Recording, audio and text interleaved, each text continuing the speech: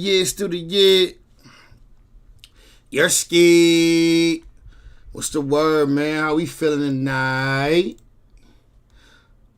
Let me get up on Twitch. Should I try to pull Facebook up too?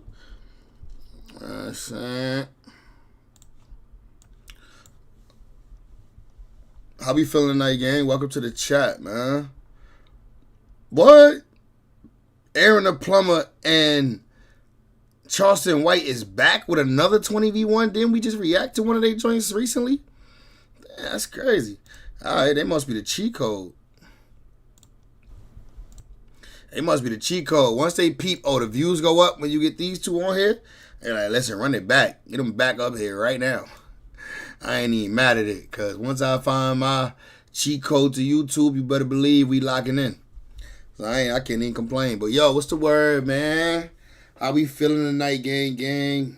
We back with another stream. It's another stream with your guy, Jim, man. Listen, we discussing a few things.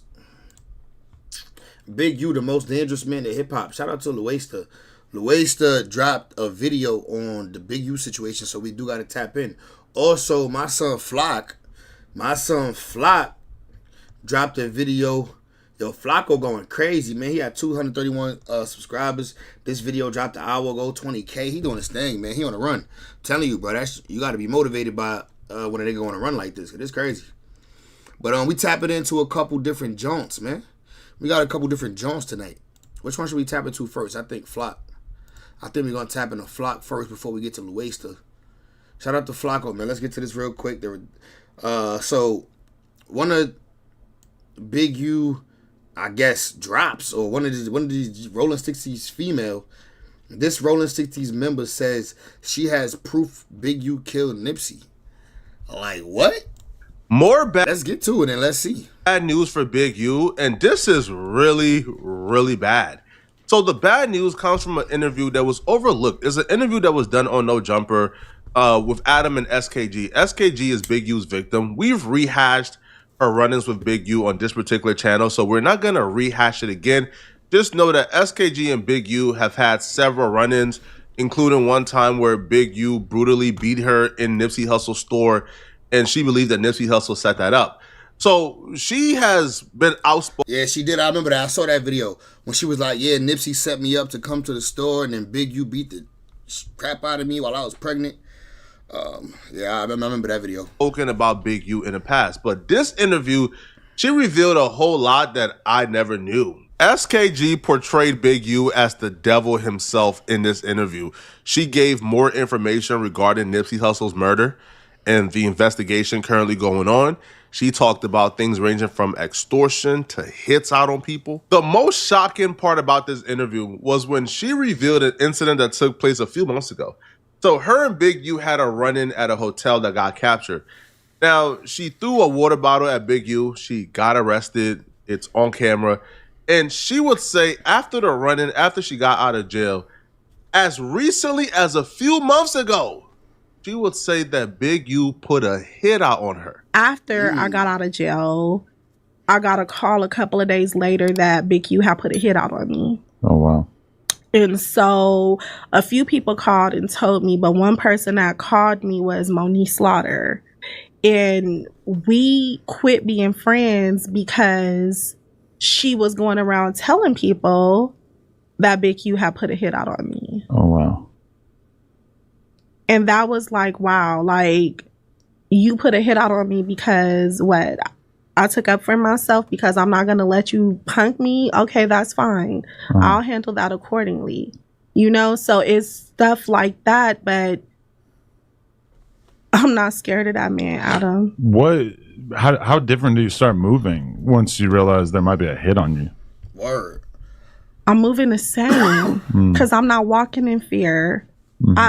I can't. I did that for years dealing with this man. He bleed just like the rest of us. Facts. His team bleed just like the rest of us. I'm not letting nobody never again put fear in my heart. Man, if this is true, Big U the coldest black man in the history of black manery, bro. Think about it. Now, Big U is being alleged of committing a murder in 2021, but the feds weren't on him in 2021. So maybe he could think I could get away with it in 2021.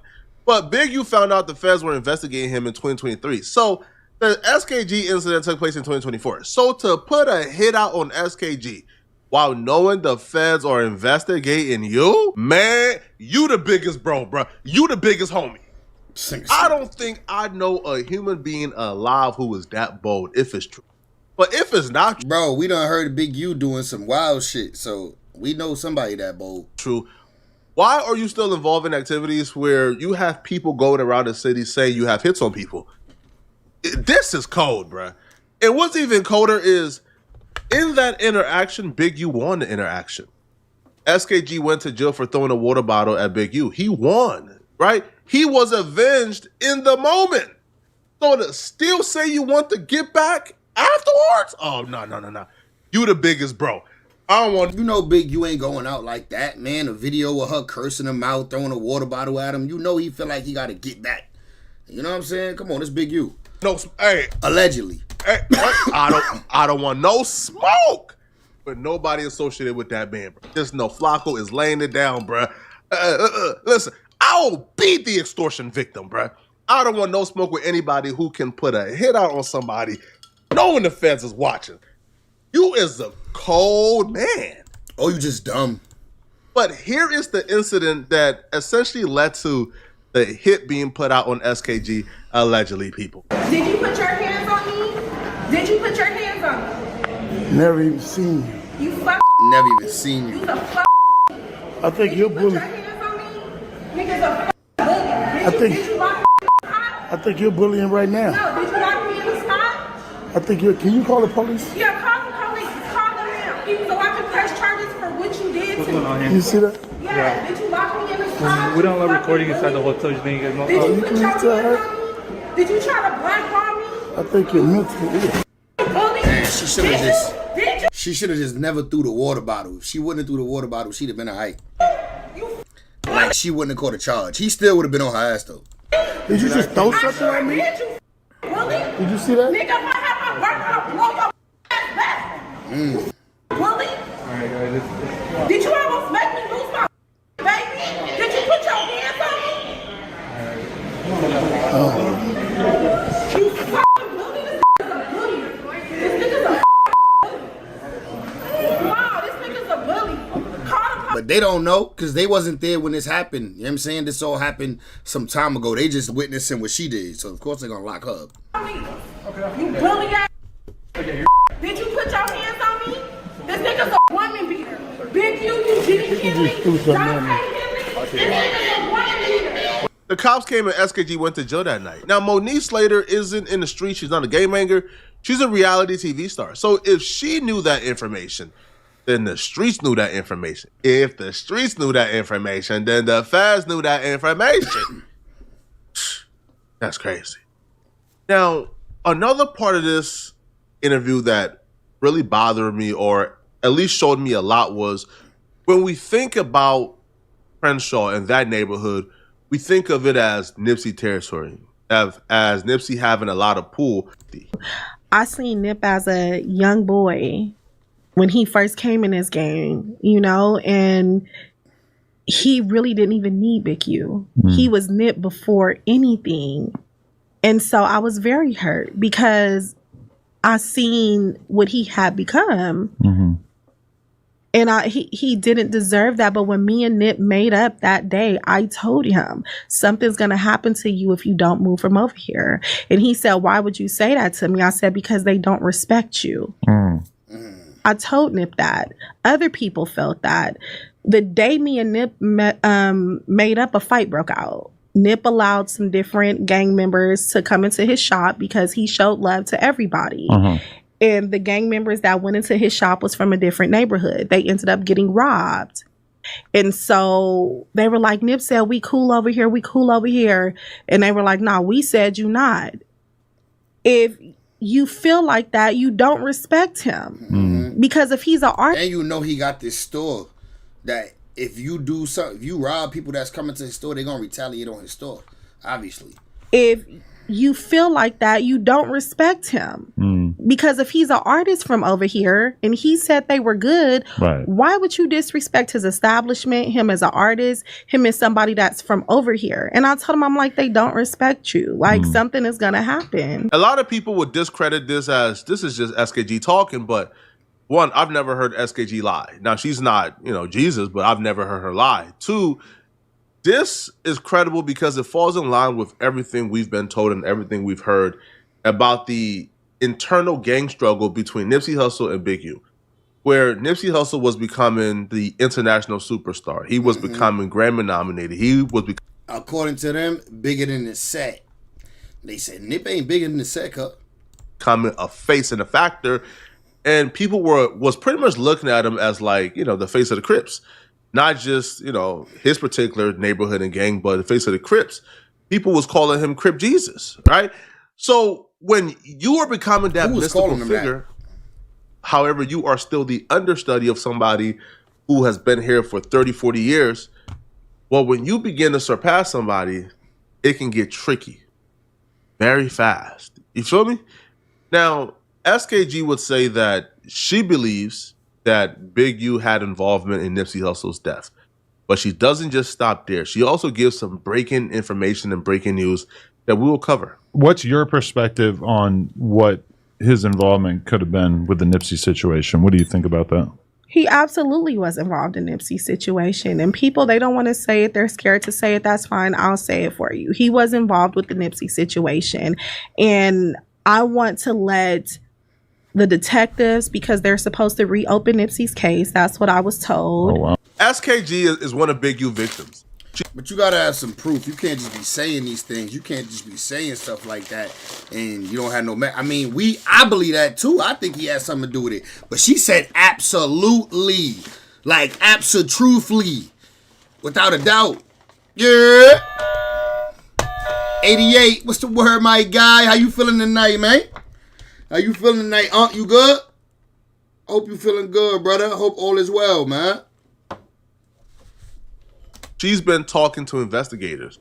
She knows a lot about what's been going on behind the scenes. Got that power. SKG is officially confirming what we've been hinting at for probably a week or two now, where, the investigators, the feds, the police, or whatever agency, they are opening or reopening the Nipsey Hussle murder investigation.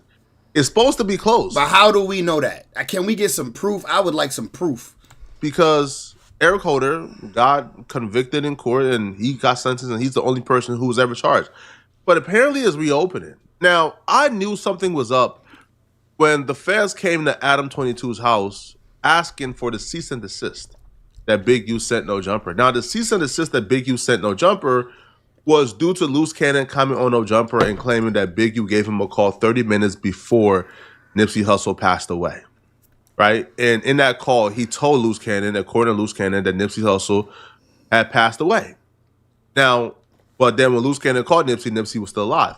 So apparently Loose Cannon is claiming that, that Big U called because he already knew Nipsey Hussle was going to die that day.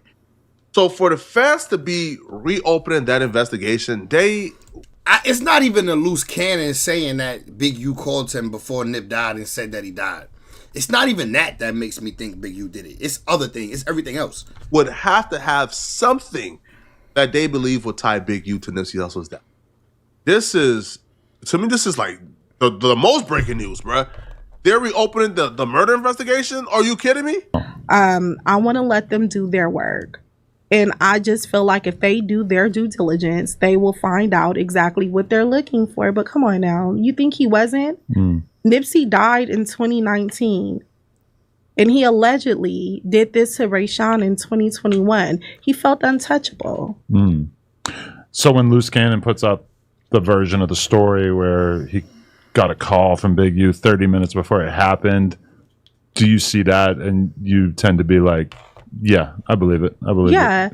Yeah, I believe it. And I'm going to tell you why I believe it. Do you remember when Luce was on a show and then I think an attorney number posted a deceased for Luce with the video? Okay. I called the attorney and talked to the attorney myself. And the attorney, she told me that Big U just hired her for that cease and desist. Okay. So if there was never anything, why would you hire an attorney for that? Maybe this Nah, there's reasons to hire an attorney for that though. Like that's mad implications. And how about for the other stuff? Remember, he hired an attorney for the whole episode. That's the same episode that they talked about the robberies and take. You know what I mean? What is it? You know the I forget the word. You know explains the word the extortion. why the feds may be very interested in this, because this will be a different ballgame. If Nipsey passed away in 2019 and Big U had an involvement in that, and then Rayshawn Williams passed away in 2021 and he had an involvement in that, maybe the feds is thinking, oh, wait, two bodies in like 2 years apart? Nah, this can't be the only body. Nah, it ain't. I mean, I wouldn't think it is either though. If you taking out Nip and you taking out this other little kid that's around you and you know, it seemed like, I mean, that would make us assume that he take people out that's around him. All the people that's around him that he watched grow up, he end up taking them out, and that's scary. These can't be the only two bodies. There has to be more, right? Like somebody just don't wake up one day and say, you know what, I'm done killing people. If you got 2 in 2 years, you probably got 4 in 4.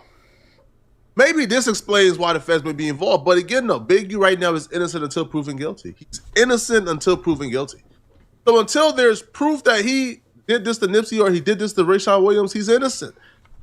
But do we even have proof that they reopening up the case? Because I ain't going to lie. Now I want to know, like, do we even have proof? Like, where's the proof, like, they're reopening the Nipsey Hussle case? And I don't even remember what Eric Holder got charged with. Did he get charged with murder? Was it closed? Was it just flat and square and done? Like, we got to look into that. But to have this much chaos and violence around your name is almost insane. Now, Ain't Adam almost, would it's insane. say that he got sent a video where, you know, and he will say in this video, it shows Big U and Eric Holder together.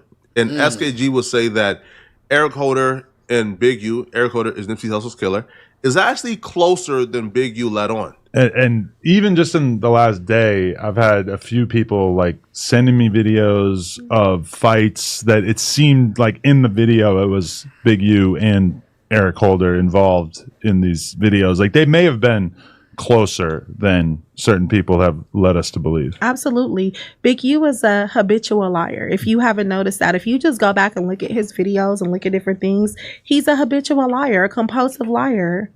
Even with me and his situation, he lied and said he didn't know me. And then after that, he started posting pictures of us on his Instagram and tried to give them a version of a story that wasn't even true. He's a habitual liar. Damn. This is horrible. And I feel like it's... And he lied about not being in the city when Nip died. Big U, remember he was like, oh, I wasn't even around. I was over there, such. So what you get at that? And then in another video, he like, yeah, we was down the block. We all got the call. We flew up the street in the car. We jumped in the cars, flew up the street. Like, so it's like he lying for sure. I mean, hey, Mary. Welcome to the chat, Mary. How you feeling tonight, girlie? worse for Big U because Big U essentially, Mary, do you think Big U got something to do with Nipsey Hussle death? he lived a long life in his gang stuff. Most Right, hit the gangbangers like don't button, live to see everybody. 60. So the fact that he lived to see 60, he has acquired a lot of enemies. And when you acquire a lot of enemies, essentially what you have is breadcrumbs of people who are committed and dedicated to making sure that you get taken down. So I'm not saying SKG is unfairly trying to take down Big U, Mary because said SKG in her own right has spoken on traumatic things that, that she dealt with at the hands of Big U. I'll see. Yeah, man, I ain't even gonna lie. I kind of believe it. I believe it, man. We got Loaster just dropped a video. The most dangerous man in hip hop, Big U. Hopefully he come with some facts that we don't already know, because we don't deep dive and we know almost everything. So let's see if he could tell us something. Gangster is always a hard line to walk, because once you slip up, the feds won't hesitate to put you right back into a cell. But what happens when a man who's been respected in the streets for years manages to fool everyone, making them believe that he left his old life behind? All while building a public image as an entrepreneur, community leader, and even the former manager of stars like Nipsey Hussle. Turns out, he may have just been pulling off the biggest trick of all, flying under the radar for decades, fooling the law, and stacking an empire that's now on the verge of collapse. because it's starting to look like this high-ranking Rolling 60s Crip wasn't just hiding in plain sight, but he might have been tied to some shocking murders as well. It's your boy Luesta, and this is the downfalls of LA's check-in kingpin, Big U. After rising up as a successful podcaster, internet personality, and all-around OG in the Cali gang scene, Eugene Big U Henley Jr. looked like he had it all figured out. He was running his own non-profit, making moves as an entertainment executive, and earning respect in the streets and the industry, especially in the LA underworld he first entered as a top-ranking member of the streets and the industry, especially in You think he made Jimmy check in, y'all?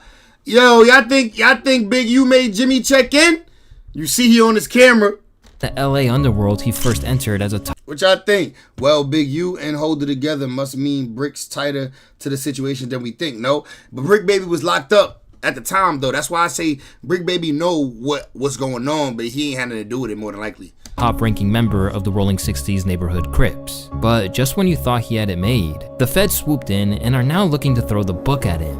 Now, in their case, the feds say he ran a mafia-like enterprise. He's accused of murder, She's beautiful. kidnapping, embezzlement, robbery, and extortion. And that's just to name a few. Now, Big U claims he's innocent, but if he's convicted on these charges, he's facing the rest of his life in prison. Accused of running a mafia-like organization that relied on his stature and long-standing association with the Rolling 60s and other street gangs to intimidate businesses and individuals, Big U shared a video just prior to turning himself in, which he asserted his innocence after the RICO charges were announced. Today, we're here to announce federal criminal charges against Eugene Henley Jr., a career criminal known as Big U, who used his contacts and leadership role in the Crips criminal street gang, the entertainment industry, and a youth charity to further his own criminal enterprise, an enterprise that engaged in murder, extortion, robbery, human trafficking, COVID fraud, and other felonies. I just need y'all prayers. I need y'all to... I don't even know what to say. A move that was part of an expensive swoop from the feds known as Operation Drawdown. 10 other alleged gang members and associates had been arrested and charged with various federal crimes, including drug trafficking, racketeering conspiracy, and firearm offenses. 4 defendants were already in custody. And for Big U, this is far from his first issues with the law. He previously served 13 years in prison after a 1991 arrest for attempting to rob an undercover cop of 33 pounds of cocaine. Since emerging from prison in 2004, it's when Big U reimagined himself as a community activist and fighting against the gang violence. But in this investigation, which has reportedly been occurring since 2021, it's alleged that Big U has been as deeply involved in crime as ever. According to United States Attorney Joseph McNally, the allegations in the complaint unsealed today reveal a criminal enterprise that engaged in murder, extortion, human trafficking, and fraud, all led by a support anti-gang activist. It's like, bro, on one hand he say he's a changed man, he no longer a gang member, but then you see him in his tuxedo with the blue flag hanging out.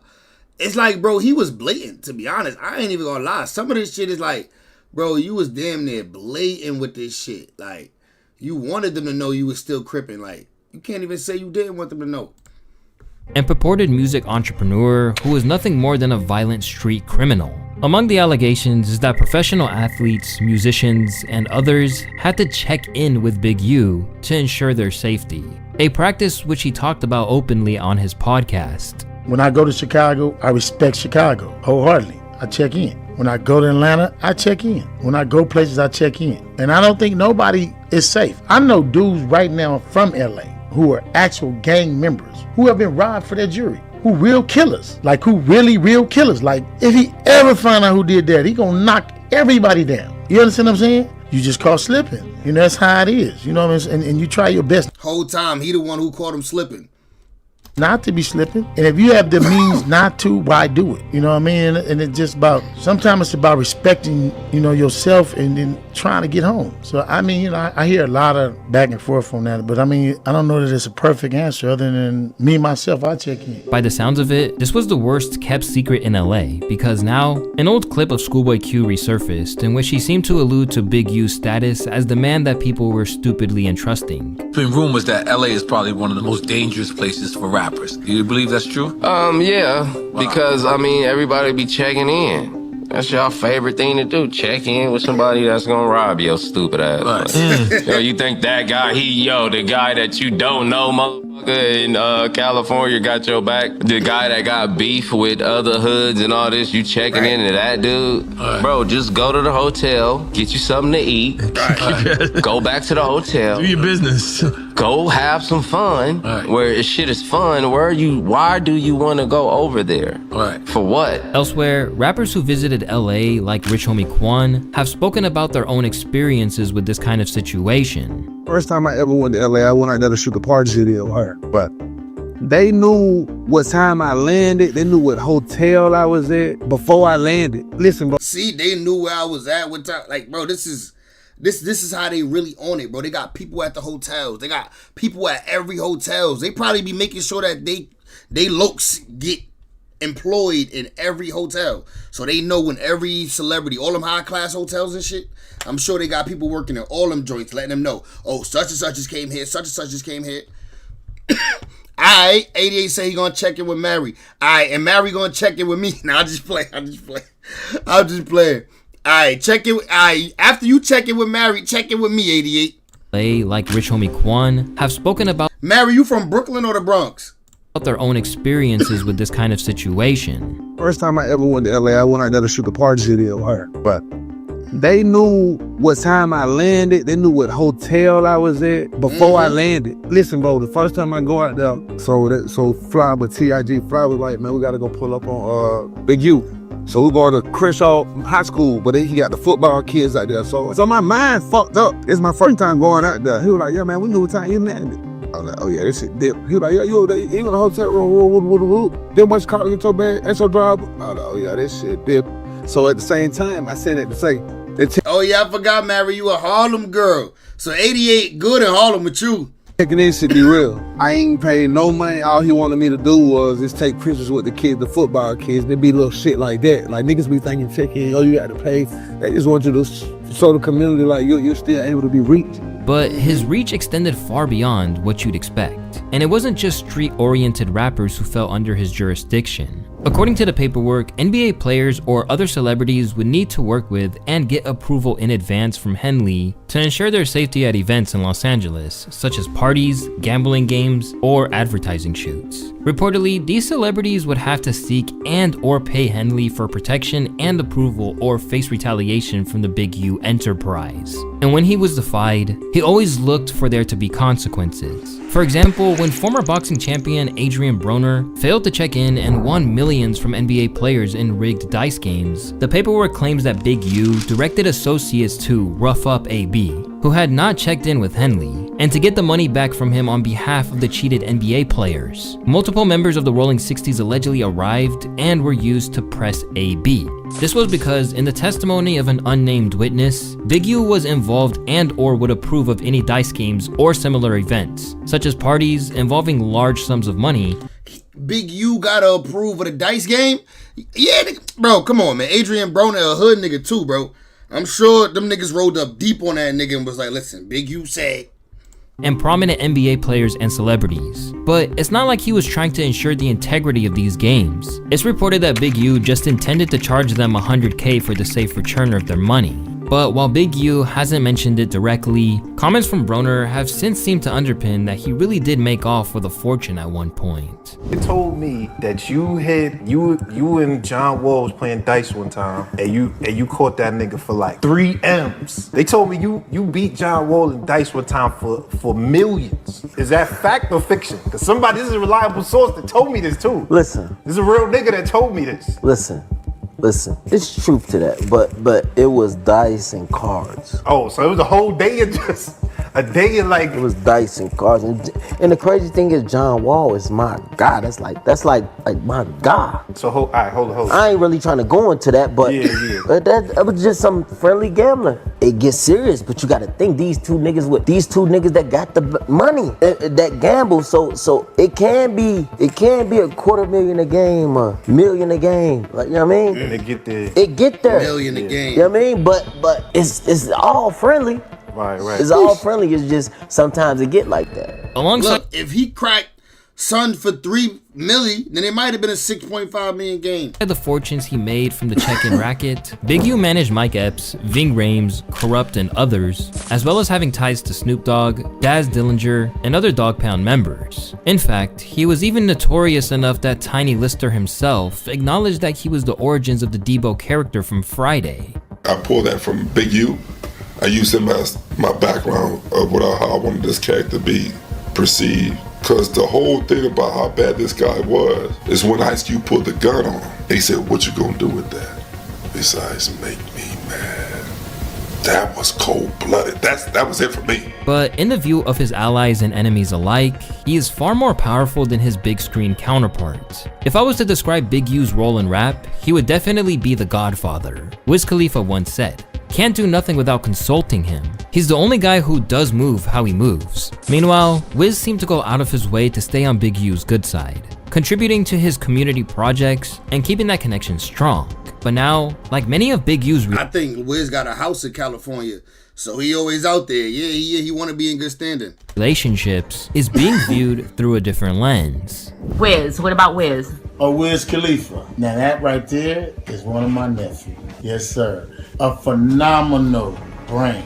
I think people don't give Wiz the credit he deserves for how smart and intelligent he is. He has donated for the last 5 years. He has donated every year to the organization. I think he gave us $25,000 last year for the football organization. In the terms of we bought football jerseys, uniforms. He paid for our field. He's performed 2 times for us a year for the football program. By far, he's done far more for the Crenshaw community than any person up to date. Wiz been paying them taxes for a long time. Extortion gang. With FBI specials claiming that he controlled Los Angeles through violence, fear, and intimidation, that reportedly even led to getting donations out of people like Shaq, Draymond Green, and others, they argued that U simultaneously attempted to create an air of legitimacy for the Big U enterprise by promoting himself as a reformed gang member focused on bettering his community. But what many people do not know is that one of the cornerstones of that attempt to make the Big U enterprise both yeah, Wiz out here brolic now. I see Wiz, bro. He Aki, man. He ain't skinny Wiz no more. I grew up listening to Wiz Khalifa. I'm still Tiller Gang. Profitable and appear above board was his management career. Most specifically, his ties to none other than Nipsey Hussle. But now, as he stands accused of killing one of his other former artists in the RICO, some of the theories surrounding his acrimonious relationship with Nip and how he responded to his death has people wondering if the narrative we're used to hearing around the Slauson legend's death is really all there is to the tale. As a fellow Rolling 60s affiliate, Big U was a natural hit for Nipsey when he set out on his career. Back when he initially began to establish himself as a rapper and focus solely on his grind, Big U actually gave Nipsey a place to crash. And at the outset, the two were thick to the point that Nip allegedly did his bidding. This brings us to the story of SKG, a woman who was raised in the Rolling 60s environment, but progressed to working in a corporate environment at a radio There she go. We just finished watching an interview from her, bro. station. A former artist on death row in her own right, SKG had a relationship with Nip, but it didn't go sour until Big U got involved over a $500,000 project that she was placed in charge of, and handed off to U's company, Developing Options. After he refused to deliver on various plans and the cost skyrocketed, SKG and the station decided to go another route with the community project, and things went left at the office when they were confronted by Big U himself. Throughout that, me and Big U started getting into it. Right. You know, we started having conflicts. We decided in the middle of the conflicts that we wasn't going to work together anymore. Okay. So with that being said, I was moving that money to another organization. When he found out I was moving the money to another organization, he came into the meeting that I had at my job and disrupted the whole meeting, threatened me in the meeting, disrespected me in the meeting. When he did that, my colleagues, this is a corporate establishment, establishment. It's not a hood environment. It's not a trap house. This is my job, my salary job, and I brought you to the table. But you're coming in here and you're trying to bogart and knock me out the way when I brought you in. But Big U soon drove a wedge between her and Nipsey when the rapper set her up on the Elder Crips' behalf. He did all that, and I closed out the meeting, and my colleagues rode with me, and he seen that. So I didn't talk to him anymore. A couple of days passed, or not even a couple of days, like a week passed, and Nipsey's calling me. He's like, sis, where you at? Where you at, sis? I need the posters. I wasn't going over to the neighborhood, to the 6Os, because I was really busy, and I'm like, bro, motion not even the word, bro. These are only the people that we know. These are only the people that's on record. I'm pretty sure he shook others down, bro. Nip, I'ma come, but I can't come right now. He has Slauson T's shop on Slauson and Crenshaw at the time. So he's like, all right, I need the posters. Him and Fats is behind the counter. And I'm like, what's up, bro? And I'm talking to him. And as I'm talking to him, I get this eerie feeling. And then I hear a slam, clack, clack. And I realized I was set up. And so... What do you mean a slam, clack, clack? The door slammed. Okay. When I turned around, Big U was there and another guy, and he just slapped me. And I grabbed my face and I'm like, what you slapped me for? And he was like, gonna embarrass me in the meeting. And then he just jumped on me. Although she didn't go into every detail of what happened, she was clearly left traumatized by it. And I looked at Nipsey, and him and Fats just put their head down. And I just was like, you set me up, like I trusted you, and you set me up, had me walk into this spot for this man to beat on me, and I'm pregnant. It was either you get beat on, or they was gonna probably turn it around on him. If he didn't set you up, they was gonna probably whoop Nip. How far? I'm sorry, I don't even want to. I get so mad about this, Husha. I get very upset. Hey, Jasmine, can you bring some tissue, please? And she even tried to out him for years when they ran into one another, with her actually being the one to get arrested. Did you put your hands on me? Never even seen you. You bully? You's a bully. I think you're a bully. Put your hands on me? Niggas a bully. Did you lock me in the spot? I think you're bullying right now. No, did you lock me in the spot? I think you're. Can you call the police? Yeah, call the police. Call them now. So I can press charges for what you did to me. As dark as this was, Big U's relationship as Nip's manager persisted, even when they accidentally caught a case together over their transport on a tour where Nip was opening for the game. And so what happened, one of my partners was on the run for 12 years, and the bus that we used was a part of the investigation. So when he was getting married, we're not talking about it now because he already turned himself in. So when he was getting married, I told him, man, let me use your mobile home. So we turned around and went to Sony and told Sony we got transportation. We can get on the Game tour. Because that's when we did the song with Nip and Game. It was called How We Roll. I think it was something like How We Roll. I remember that shit. The song started picking up, so Sony's like, okay, we're gonna put you on the tour. So Sony give us like 90 bands. So then we cake 20 off the top, me, Steve, and Nip. And we got 70. The homie like, shit, you ain't gotta give me nothing, just get it registered and get the insurance on it. Little did we know, once we re-registered it, it put it back on the hot list. Oh. But he been on the run 12 years. I only been home 3. But things couldn't last when the streets and the music industry intertwined, particularly as Nip started gaining traction. As his career began to take off, Nipsey spoke of the mounting friction between him and unnamed former allies as he began to elevate. Especially if you come from LA, or especially you come from the streets in general. And, you got a lot of people that feel entitled to your success on their time frame. Because a lot of times in my situation, I had plans to do for a lot of people that are healthy, but it just wasn't on their time frame. And I never been one to speak about what I'm gonna do, especially if it's something generous. I don't feel like you know what I'm saying, you broadcast that, you just do it. And a lot of times people be like, damn, it been a year, he been on for a year, I ain't got nothing yet. You know what I'm saying? Fuck this nigga. He ain't, you know what I'm saying? He Hollywood. He ain't doing nothing for it. When, it's an understanding on my side too. You have to understand what's going on with the way people looking at you. Disillusioned with his former team, Nipsey claimed that he tried to rise above until he couldn't any longer.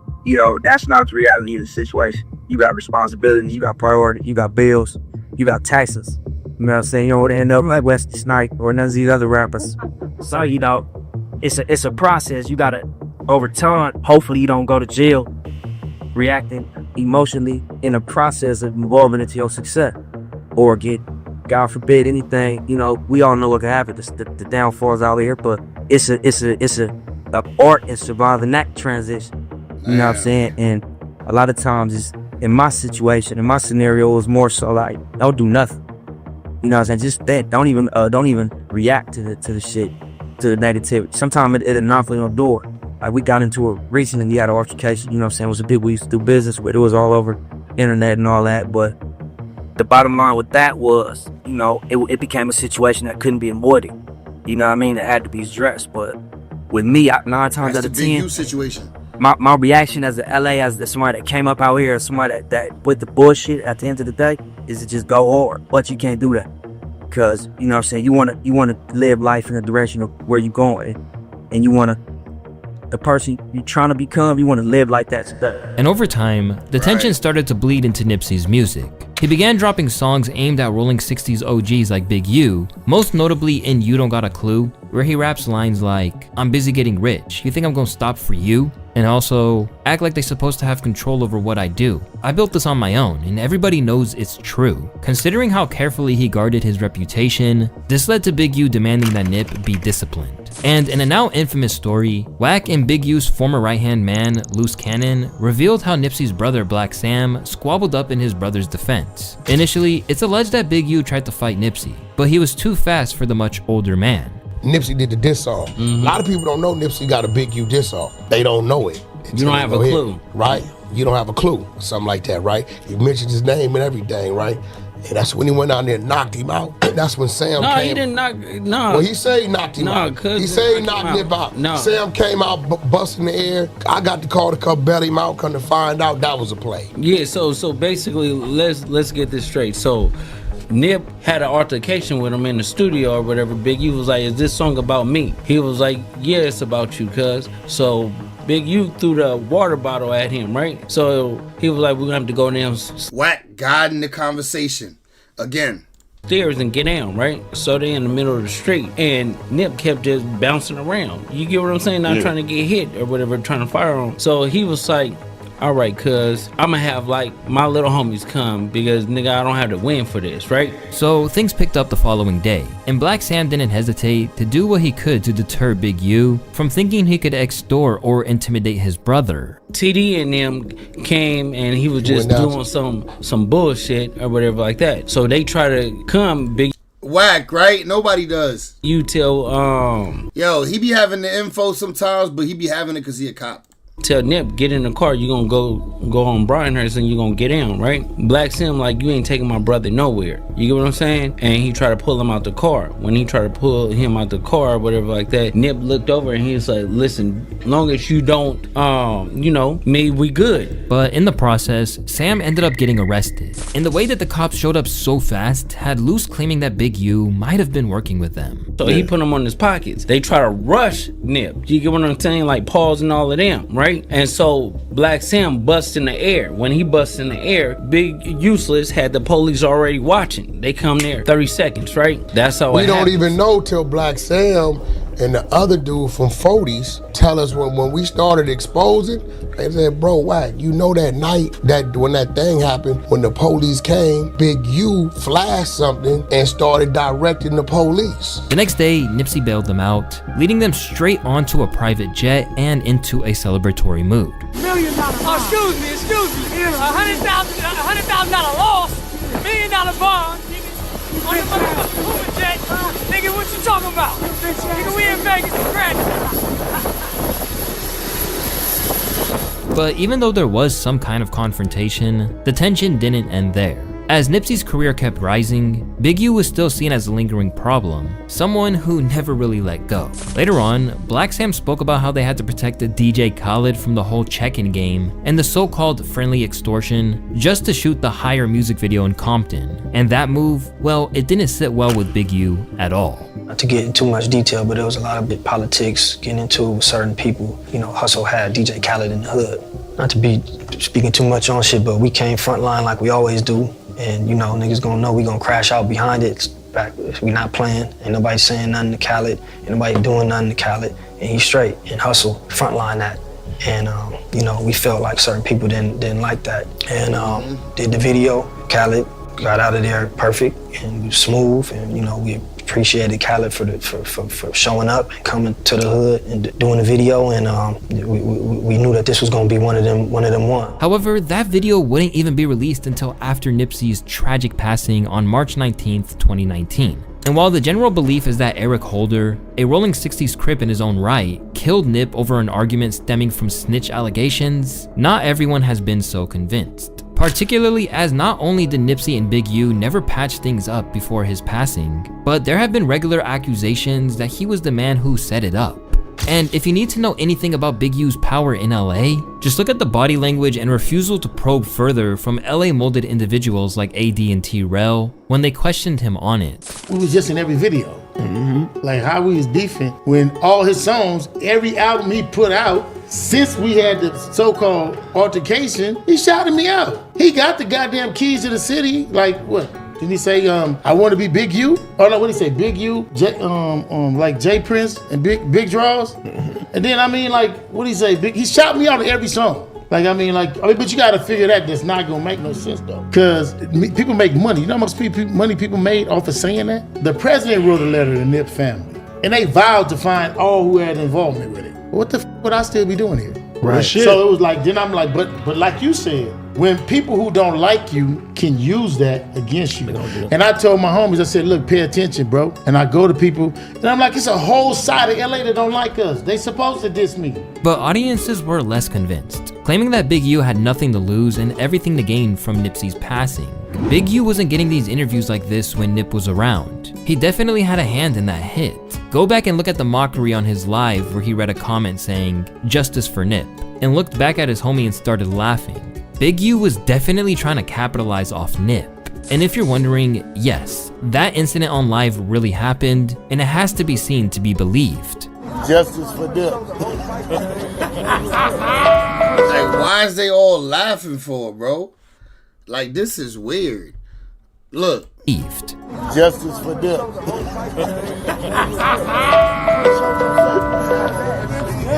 Like, what the? Like, that, nah, that's weird. But your boy would have been there like, yeah, you got it. And then look, he started throwing up gang signs.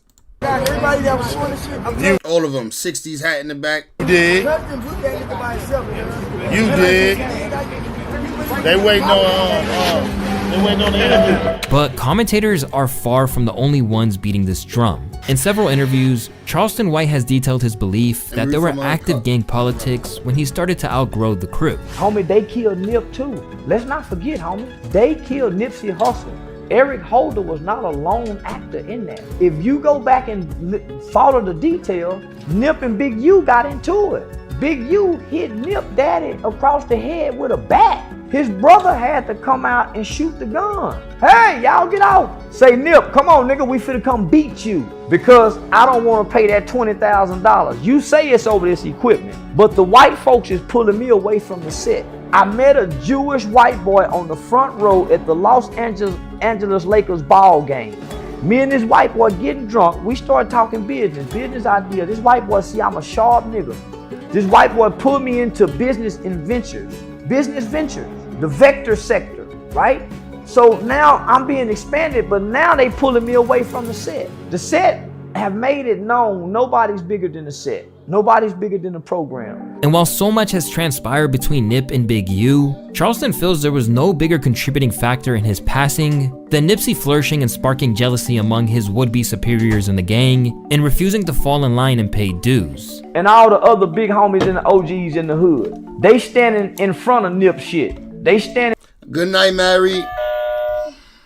On the street corners. When Nip pull up in that fucking platinum Jaguar, he pull up in that fucking platinum Jaguar, nigga, them fresh ass Puma with all them goddamn chains on, and then he opened up the door. He got a Hollywood coming up out of there, London Lauren, one of the baddest Hollywood we done seen. When the little homies see Nip pull up, do you think they gonna stay here and talk to the big homies? Big U Nip?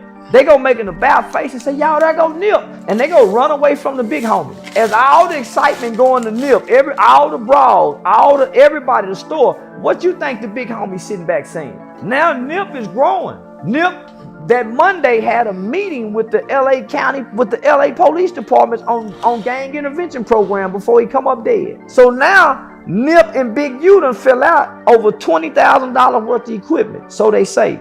But it's really over $20,000 nigga extortion fee to pay for protection. Yeah, Nip was being extorted too. He had to pay for protection. That's why they got that video of him that Wack 100 say they got of him. While Charleston is about as removed from the 60s set as you can get, there are some involved in that world who have suggested Big U knew more than he let on. In fact, in the wake of the indictment, No Jumper has since deleted a video where Loose Cannon suggested that Big U knew he'd been killed prior to it happening.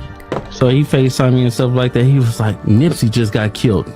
I'm like, 6-0, I didn't hear that. So I hang up with him. I called Nipsey and I'm like, Nipsey, what's up? He was like, oh, what's up with it? Nipsey answered. Nipsey answered. He answered the phone and I was like, I love you, cuz, or whatever like that. Did you tell him the call you just got? Or you didn't even mention it? I didn't mention it. And that's what me up because my cousin is Nipsey baby mama. You get what I'm saying? Detective Wack! So it was like I could have probably stopped it, or it had leading the witness. Stop what? You mean, Neff? You talking about? No, because listen. So after I talked to Nipsey and I was like, "Yeah, I love you, cuz," or whatever like that. I'll see you later, or whatever. So I hung up the phone. I thought Big U gave wrong information. 30 minutes later, the homies blowing me up like they just killed Nipsey. In his opinion, this was a premature call when he knew what was really about to happen. The homie Shitty double back 3 times. You get what I'm saying? And first he shot him, boom, go into the alley, came back and shot him, boom. It wasn't good enough. And then he came back and he shot him again. But now it's like I don't remember the actual video. I don't like watching murder videos. So I don't remember the actual video. Did he actually come back 3 times and do what Loose Cannon is describing, or is Loose Cannon just capping? How did he know? Yeah, no, but that's crazy. It's deep. So it's like I don't know who to trust. Now let me ask you a question. I heard this. I don't know how true it is. I heard that Shitty and Nipsey had a fight. Yeah, they had prior to a couple weeks before that. They had a fight like a week before that. When they had a fight, you know, Shitty ain't known for fighting. Yeah, not at all. He known not for doing the other things. So at the end of the day, it's like Nipsey beat him up. Nipsey is what's like 6'4", 6'5". Shitty is like 5'5", 5'6". You get what I'm saying? Like frails. But as damning as this seems, his alleged involvement in the killing of Nipsey isn't even one of the killings that may put him behind bars. And this time, he may never get back out again. In the indictment, Big U is accused of being involved in the killing of Rayshawn Williams, a former Crenshaw High School football. Big U is accused of. Bro, this is definitely a young boy, man. This is a child. This is one of my nephews, man. Being involved in the killing of Rayshawn Williams, a former Crenshaw High School football star and best friend of Big U's son, LA Chargers player Dayan Henley. Referred to in the paperwork as RW, his relationship with Big U started off much like Nipsey's. He had lived with him at one point and was even signed to Big U's label, Unique Music. But things went south for Rayshawn when Big U set him up in Las Vegas at a prestigious studio to kickstart his career. Reportedly, tension began over his refusal to work as intended, with FBI agent Andrew Rusa claiming, "I believe that Rayshawn was wasting time," thereby disparaging Henley's name and the Big U Enterprise reputation, and potentially flouting that disrespect with the lyrics of the diss song led to a dispute. As we learned from Nip, dissing Big U can be a catalyst of problems, and this reportedly led to a confrontation in the studio. After that, they parted ways, and William was said to have returned to his Airbnb to grab his belongings. But a few hours later, around 3 a.m., Big U showed up back at the studio alone, reportedly drenched in sweat. 6 hours. This was hot, reportedly drenched in sweat. But did he actually come back? Did he actually walk away and walk back twice? He said, "You're through."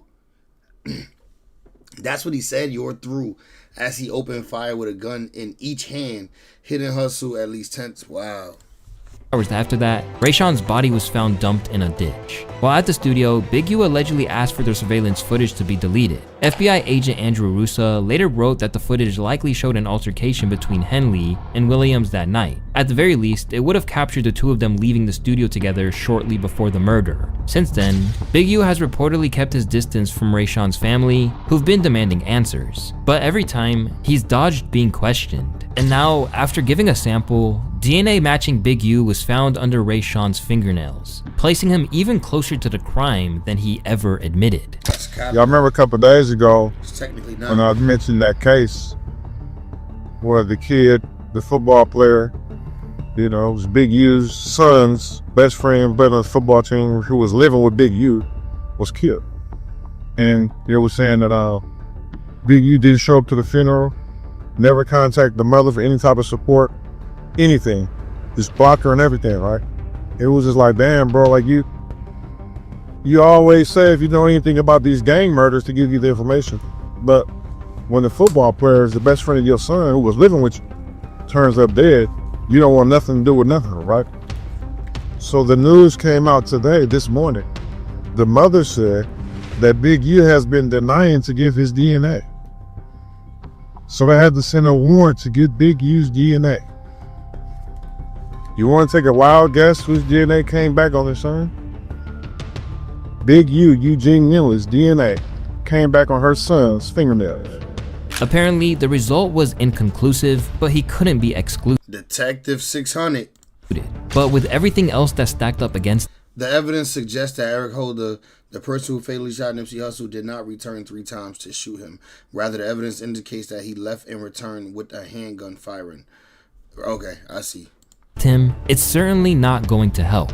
And neither is the fact that some of the other men that have been captured as part of Operation Drawdown have been running their mouths for years now. First up, there's Loose Cannon's rise to prominence online. Currently jammed up alongside Big U and others, he once was tight with him. But the disharmony between them came from the robbery of Meek Mill and extortion of Rick Ross, where the money didn't add up.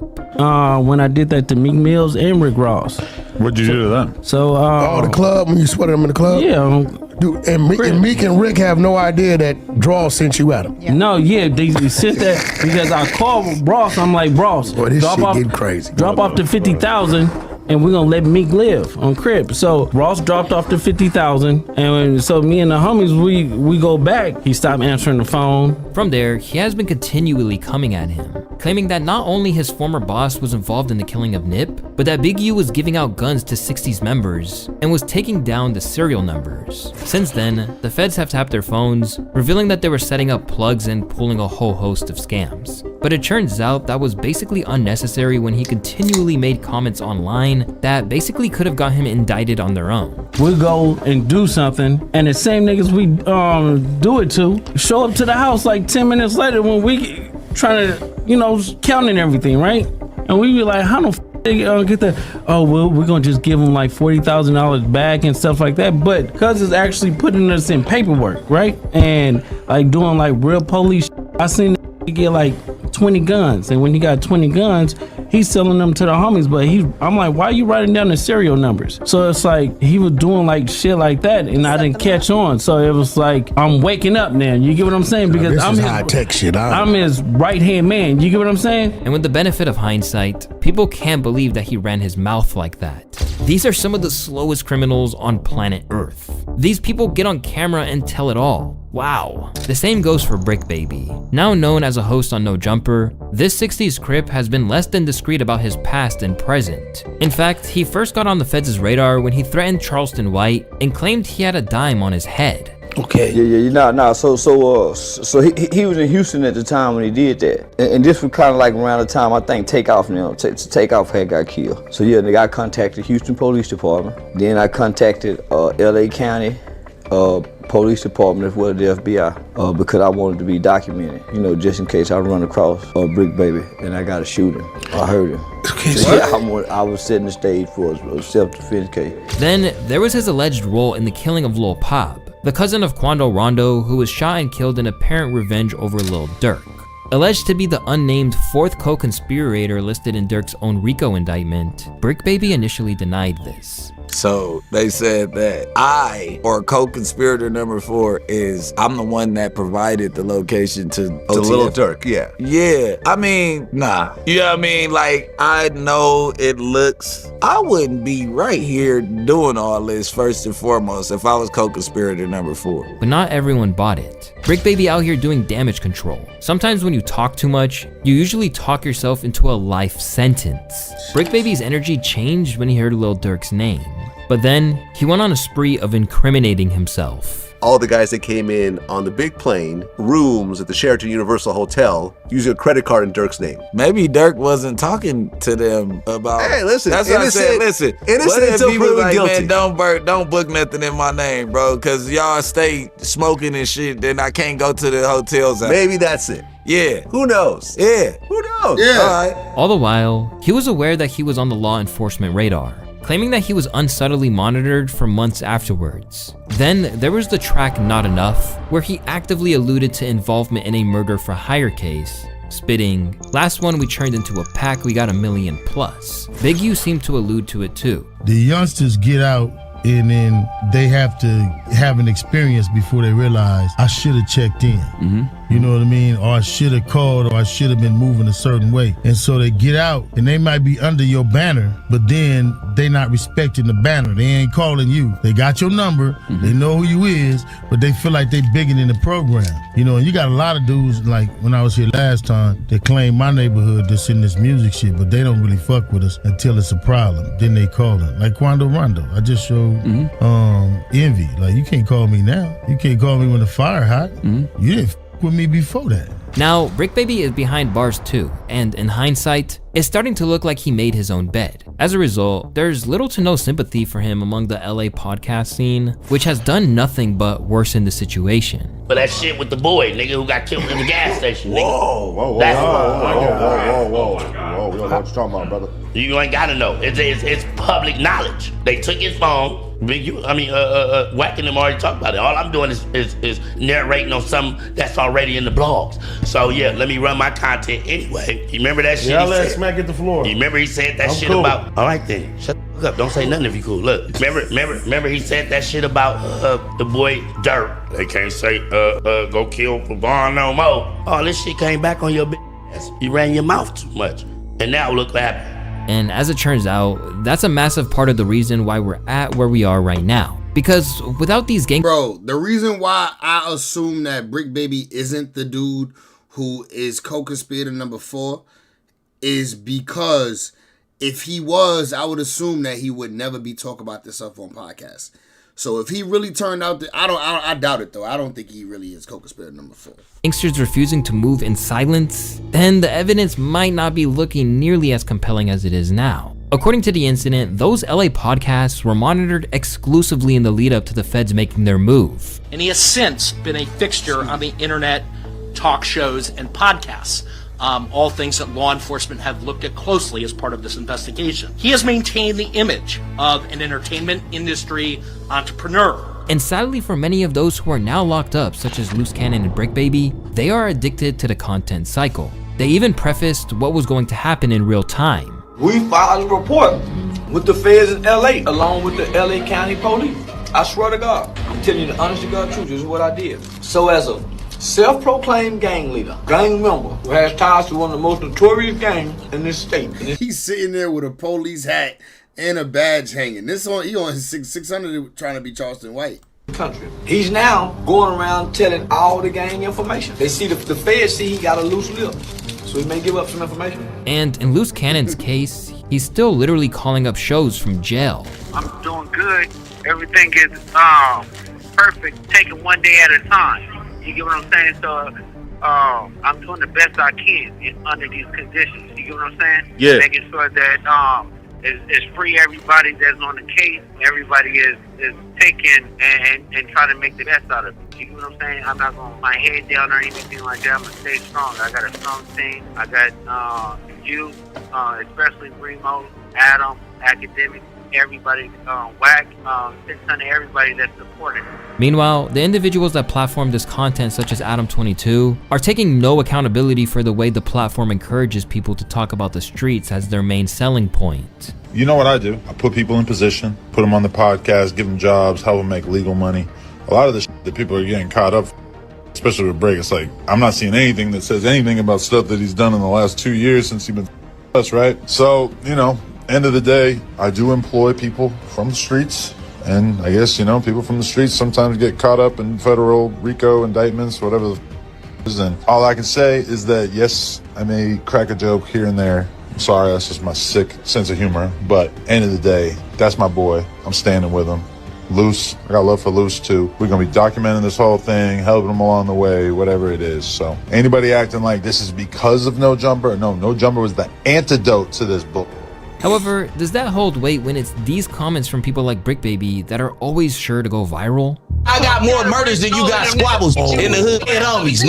Yeah, those than you got squabbles in the set. On the hood. Hey, I got. Can you give us like at least 2 names from your put on and what block? I ain't never seen you at no meeting at Hyde Park. Yo, I literally just made this video, gang. I literally made this video the other day, but I ain't gonna lie, he did a great job at being more detailed, putting way more scenes and clips in here. See, it's 47 minutes, and he just did a good job overall. Narration, everything. Horse, man, or at 54th. When did you get put on? Baby, when did you get put on? I got put on in 2002. I got put out in 2002, Eileen Street at June House. What's up? Yeah, dead homie. So when you get put on? No, you haven't, bro. You been in man, cuz Billy was a part of my put on. Dave was a part of my put on. Oh, the dead homies. My first name was Baby Wild. He's an Izzy turned East Coast. That was the third. Even though Adam is apparently feeling good about his role in the whole thing, others aren't so sure that he might not wind up in trouble in his own right. For one thing, Roy thinks Adam might get jammed up. Adam, be careful, because if you think the feds ever need logic in a RICO case, as far as money being funneled and what that money went to, even though you didn't even know where the money was going, don't act like you can't get brought up in this shit either. I don't think Adam did anything. But do you think the feds care? You think they play by the same rules we play by? A lot of times you can find any wired money, and that money that was wired there was used to do something that was sent to somebody. You get caught up in this in a heartbeat. And just happened at your compound recently with the people that were arrested. Yeah. So Adam, I see you joking on the internet, and I swear I'm not one of these people that are sitting here like, you and Vlad like indict people. I don't think you had anything to do with this. As for Big U, all signs are pointing to Kingpin status. For one thing, the indictment claims that everyone involved is linked to him. And as always, their ties to the online content world have done nothing but expand on those connections for the feds. Mitchell and Henley, which is Big U, coordinated how Brick Baby would give Big U the proceeds from a robbery that Brick Baby committed. They were talking about how much we literally read these documents. You remember that? We read these documents together. You remember? Go to Henley. Then in multiple other instances. So basically, Brick Baby was getting extorted by Big U. Accepted calls. Henley talk. Here's my point. If you used to do robberies and bust down the money for the robberies with Big U, why the hell would you get hired at a job that you got to talk about Big U potentially doing some other criminal shit, bro? Exactly. When you used to do crime for him, bro. That shit don't make no sense to me. He should have said to Adam, respectfully, Adam, yo, I like doing content here. This is kind of cool. This is like a regular job for me. I like it. But bro, could we please stop talking about Big U? And probably should bring that nigga to the side and explain to him like, yo, bro, you know what? I used to be doing these crimes with him, right? You know that, yeah, maybe not this situation, but like me and him used to be doing dirt together. Like, bro, if you value me, could we stop talking about this on No Jumper? Because essentially I'm talking about my crimes. Meanwhile, the rest of the content world is working out how to respond to a man that they're supposed to fear and revere being in this situation, because clearly he wields enough power to have normally outspoken people dancing around the topic. Nah, man, I feel like I don't know what's going on. They tired of nigga shit. Apparently, some of y'all out there are not civilians, and y'all are in a different business, which I don't really get, but I figure I'm just not evolved enough or educated enough in y'all side of the business. But if I was in y'all side of the business, I wouldn't do the business like that. You can see it all over the footage that's been circulating ever since Big U turned himself in. In one clip, Draco the Ruler is sitting with Loose Cannon, opening up about how risky life in the spotlight can get, how being too visible can make you a target. It's the same as out here. Nigga know these streets, nigga. Yeah. Nigga can't go nowhere. Niggas ain't finna just be nigga out here, nigga shopping and posting pictures and all that. That's how niggas be in the money wise and all that extra shit. Thinking they got these restaurants, thinking they low. You in Beverly Hills and all that. Bitch, that shit 10 minutes from the hood, nigga. You're right. You out your mind and you think you safe over here. Giving locations and some more shit. None of that shit when I go out of town. Nigga, I don't post no hotels, none of that, nigga. When from out of nowhere, Big U sinisterly pulls up.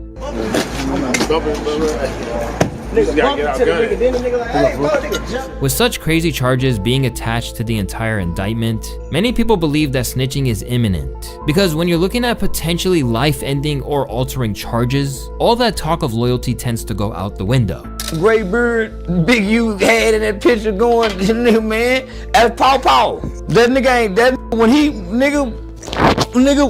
with his family. and the news hit that he wanted.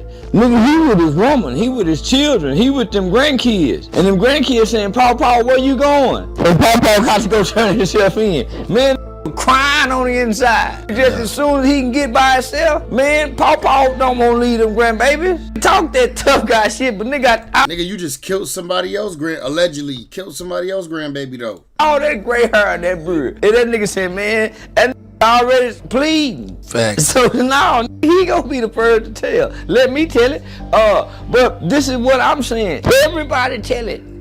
This is no time to be lawyer and standing on no motherfucking code. They done got 40, 50. This is not the time to play fool. Be a wise man and give up some information to save yourself. There's no honor amongst thieves. And by the sounds of it, Brick Baby might already be doing it. In a recent Clubhouse chat with Wack 100, a 60s member named 600, also known as Christopher Lovejoy, suggested that Brick Baby had prior knowledge that Big U was in trouble with the feds on a RICO due to a hot one out of town. You understand? I'm with Brick at this time. I was his savior to bring it back to the hood. He telling me everything that's going on, so I know what's going on with the case and all everything other. So he's telling me, man, the feds be on all your videos, bro. They like, man, Lovejoy gives us a tour of the hood every day. He telling me. We watch all your videos. You know what I'm saying? I'm like, huh? Why do I watch my video? Like, whatever. But he's like, yeah, bro. They found the chop. I'm like, okay. So I didn't really think nothing of it because, like I told you, my whole stance with him at that point was he never told before this. So I just assumed that he was in some hot grease and he had whatever he had coming from the legal system. So I never really followed up on till time start going by. Like, nigga, what's up with that? Nah, we don't see nothing that make it look like Brick Baby telling, but this video trying to make it seem like Brick Baby telling. Okay. They start going around it. You know but no, 600. Your first red flag was when he started telling you the feds was telling him about Big U. Oh, feds don't just go to telling you unless you. So that's what he telling me. He like, bro, Big U on fire, bro. It's ugly for Cuz.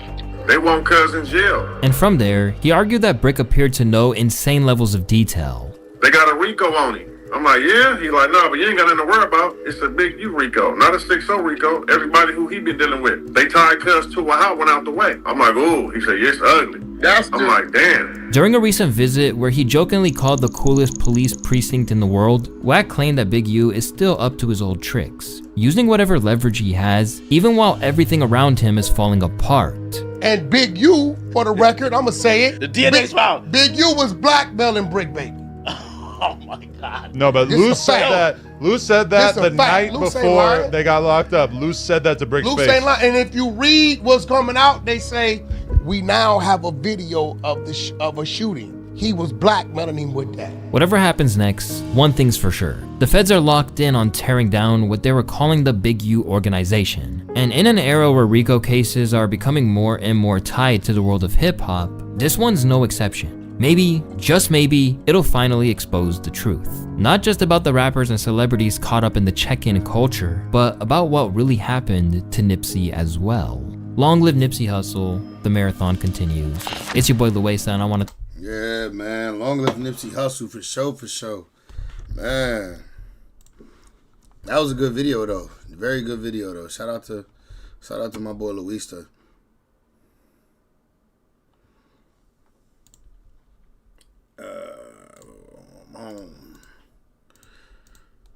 Let's see. Let's hit the homepage real quick. See what we got going on. I got some topics pulled up for us too, though. That chick's trying to revoke Thug's parole. Yeah, but it got denied. We could tap into that too. We can see what's going on. It got denied though. She tried it. Talk about Fonnie Willis. And I ain't gonna lie, she was looking kind of good in the little video clip I seen. Fonnie. Who got it? My son, Cuff Boys got it. Shout out to Cuff Boys. Look. Fonnie Willis and the Fulton County. Not right here. I don't like this picture. District Attorney's Office just embarrassed themselves. Within just 24 hours, Judge Whitaker declines to revoke Thug's probation. And Brian Steele responded, basically shatting on this whole thing. I love it. So hey, subscribe and read the full thing. Let's go. All right, here we go. Mr. Williams' response to state's motion to revoke probation. Jeffrey Williams, buying through undersigned counsel. I'm pretty sure this is Brian Steele. April 2nd, 2025, 7:48 p.m. State filed a motion to revoke Williams' probation. The prosecution must place in writing, pursuant to the Due Process Clause of the United States Constitution, as well as the Georgia Constitution, the specific act or acts that Mr. Williams supposedly committed to violate his probationary sentence. As shown below, the prosecution's motion to revoke Mr. Williams' probation fails on its face to allege any conduct by Mr. Williams that would rise to a violation of probationary sentence. Taken in the light most favorable to the prosecution's allegations in the motion to revoke probation, this honorable court could not find as a matter of fact and or law that Mr. Williams violated any terms of his sentence. And they cite Miller v. State. The Honorable Court of Appeals of Georgia reversed the trial court's determination that Mr. Miller violated his probation. Brian Steele? Yes. Since there was no evidence to support these findings, the state's motion to revoke probation must allege conduct which, if proven by a preponderance of the evidence, shows that Mr. Williams violated, with the captions went viral when Brian Steele's coming at their throat, trying to lock Thug back up. These conclusions do not support a motion to revoke Mr. Williams' probationary sentence, and the remainder of the state's motion to revoke probation is argument without any substance to allege any illegal, unlawful act conducted by Mr. Williams. Fried him. He's like, the rest of this motion was fucking useless and them just yapping, dude. It's argument about something that Thug literally did not do. He just tweeted a picture of someone. A revocation of Mr. Williams. Yeah, I see my son. Oh, damn, I didn't mean to do that. I didn't mean to do that. Fonnie Willis in the Fulton. Damn, I was trying to click on the SETI now shit. Oh, look, an idiot. Let's point and look. Look, I was saying Fonnie Willis looking alright right here. Is that we certainly believe that his post was to threaten law enforcement, which is all part of gang activity. Jeffrey Williams' attorney Brian Steele told me by phone it is never appropriate to be engaged in any type of witness intimidation. It is never appropriate to threaten to murder another person. The prosecution's motion to revoke Jeffrey's probation should not be well received and should be swiftly rejected. It is irresponsible to file a motion of this sort when Jeffrey has done absolutely nothing, Steele said, to violate any condition of probation or threaten a witness. Strong face, as Shaw would say. Hey! In the Superior Court of Fulton County, State of Georgia versus Jeffrey Williams, defendant, Judge Whitaker, order continuing defendant on probation. Upon consideration of the state's April 2nd, 2025 motion to revoke defendant's probation, which alleges a violation of the terms and conditions of defendant's probation for having posted a picture of a particular law enforcement officer with the caption, "Biggest liar in the DA office," and defendant's April 3rd, 2025 response thereto, and having reviewed the terms and conditions of defendant's probation imposed by this court, the court declines to revoke defendant's probation based on the violation asserted. So ordered this 3rd day of April 2025. Honorable Paige Reese Whitaker, Fulton County Superior Court. Y'all see how they try to put witnesses and all that crap and everything, and then they added more to the quote unquote biggest liar? Because remember what they try to say. They try to allege that Young Thug actually said something completely different. But you know what, man? Let's get to the content. The word of the day is posturing. Fonnie Willis did a whole lot of posturing when she decided to write that lawsuit. I mean, up in the video, and I should have. They snapped that, screenshot snapped that. Biggest liar in the DA office. In 1 hour. While Viverito was testifying. Now, alright, so basically Brian Steele beat that case with a bat. We ain't gotta drag it, we ain't gotta run into the mud. Ooh, wow, that's probably a good interview. I gotta watch this later on. Undercover agent who married into the cartel, Angelica Robles. This is probably a good interview. No cap. Alright. What we getting to next? Oh, excuse me. Let's get to some body cam footages. We never finished this video. Did y'all want to finish this video? It was kind of slow motion for me. We got an Aaron the Plumber and Charleston White video that's probably hilarious. 30 most disturbing gang encounters caught on camera. Oh, what's this? Hold up. Let's watch this. Let's watch this, bro. 30 most disturbing gang encounters caught on camera. What? Oh, shit. Oh. I'm open. Oh, these niggas is blicked up. Downtown Washington, D.C., the tranquility is suddenly disrupted by an unfortunate event that suddenly happens to two older men. Oh, she went in the car, got the golf joint. Hey, watch out behind you. Woo! Two women who don't look like criminals have decided to commit a crime against two older men. Unexpectedly, the victims can restrain one, but the other tries to fight back. Out of there. That's his license plate, you stupid. Amid the chaos, one of the perpetrators freed himself from the victim's grip. They left the victim and successfully continued their crime spree, leaving the victim injured and in shock. On June 26, 2021, the inevitable incident occurred at Club Paradise, creating tension and generating reports from panicked residents about what that's just nothing but YNs. You know it's about to get real. was happening in the area. All YNs. Nobody here over 25 probably. The oldest probably 25. Nah, this nigga right here like he the old head. What you doing here, Unc? And Unc ran. Unc ain't even got a gun. Unc ran. Look. Residents about what was happening in the area. Look, Unc right here. Bald-headed nigga. Short, bald-headed nigga, Unc. Unc, what is Unc doing here? This is not a young nigga. This is not a young nigga right here. They start hitting. Unc ran. Unc dunked for cover. Unc like, I know y'all young niggas got this, man. I know y'all ain't got them 30s for nothing, nigga, and them buttons on the back of y'all Glocks. Y'all better get at these niggas, man. I'm running. The CCTV footage shows a bustling atmosphere outside the club, with people from different groups gathering. Still, in the middle of the day, they became involved in a feud and escalated the situation. Oh, he busting. Oh, he busting out the door like, yo. He busting out the door like his door bulletproof. He hitting.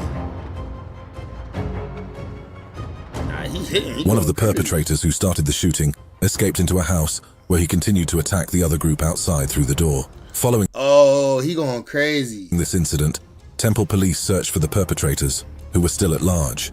On a quiet night in Atlanta, an incident involving a teenager leads us to severe challenges and consequences.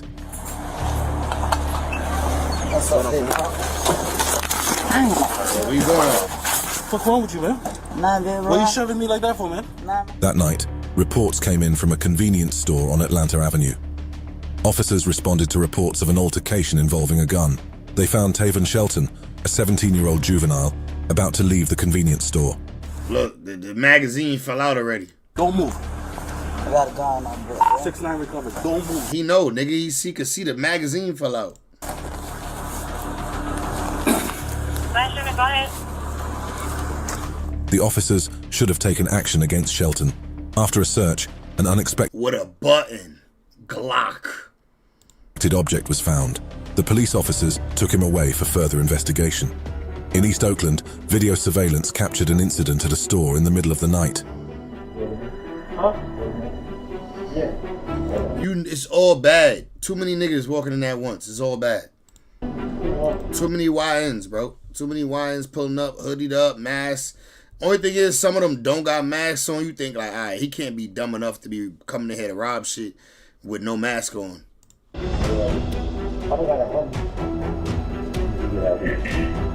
A tense atmosphere was in the air as a group of people wearing black hoodies and some wearing face masks entered the store. They initially asked the store owner for tobacco, but when asked for their identities, they refused to give it. Give me everything right now.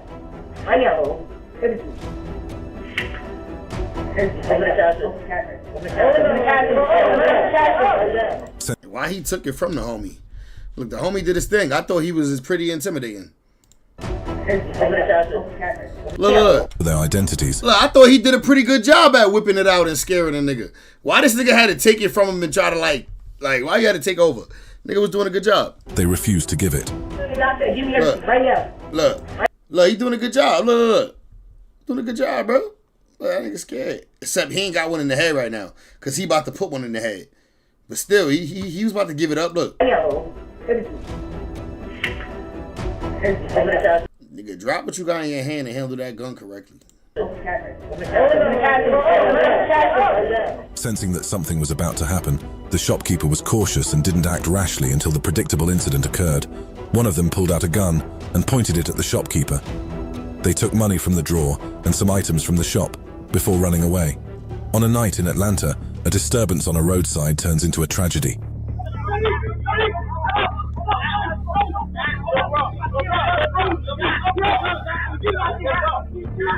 Store guy's pretty chill. Yeah, he like, listen, man, I'm gonna give these young niggas what they want.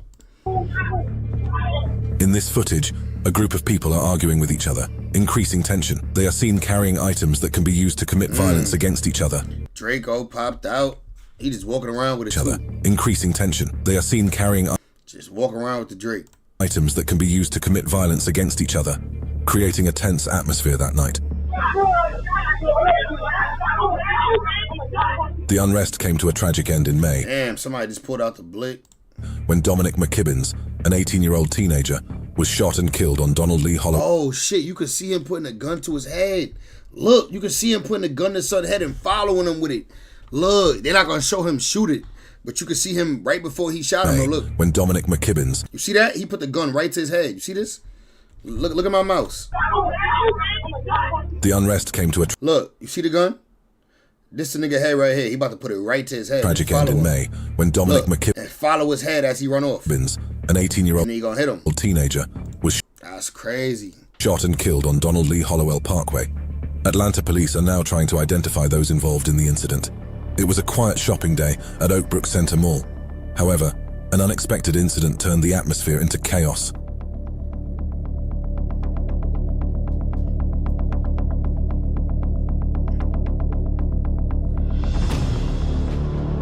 In the surveillance video, several people ran into the Louis Vuitton store, making shoppers panic. They quickly grabbed items without paying attention to the shopkeeper. Ransacking it. It's Louis Vuitton. They taking everything. They're just gonna sell all that. I'm about to say he left. Oh, he did leave the purse. I'm about to say you just left that purse, nigga. Your bitch want that. Grabbed items without paying attention to the shopkeeper. Took a big bag. They ain't take none of these up here though. Left the hats. I guess they took what they wanted, what they needed. They ain't need none of it. They about to catch felonies off of this dumb shit. Probably sell it for $200. Damn, you had mad of him in there. Yo, how many niggas was in? God damn, I ain't see all them running. Look at this. They ran in there deep. It was a quiet shopping day at Oakbrook Center Mall. However, how many YNs you think just ran in? An unexpected incident turned the atmosphere into chaos.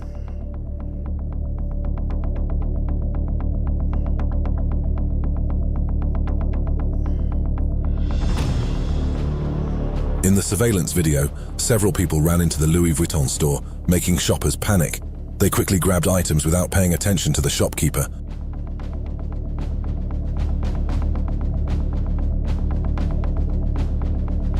Security trying to fight him off. But what can he really do? Yeah. Quentin, what's the word, gangy? How you feeling, my heart? Welcome to the chat, gangy. Look, man, these YNs just went crazy, bro. One security not enough for 30 YNs, gang. One security guard not enough for 30 YNs. Look, he trying. Look, he right here. I guess he got the blick. I don't know if he got mace or a blick, but he ain't enough to stop these niggas, man. Ran into the Louis Vuitton store, making shoppers panic. They quickly grabbed items without paying attention to the shopkeeper. Yeah, they grabbing all that. You got people in there scared. Don't take my Montclair. Oh my God, don't take my Montclair. To the shopkeeper. Look, she's like, don't take my Montclair, please. These niggers.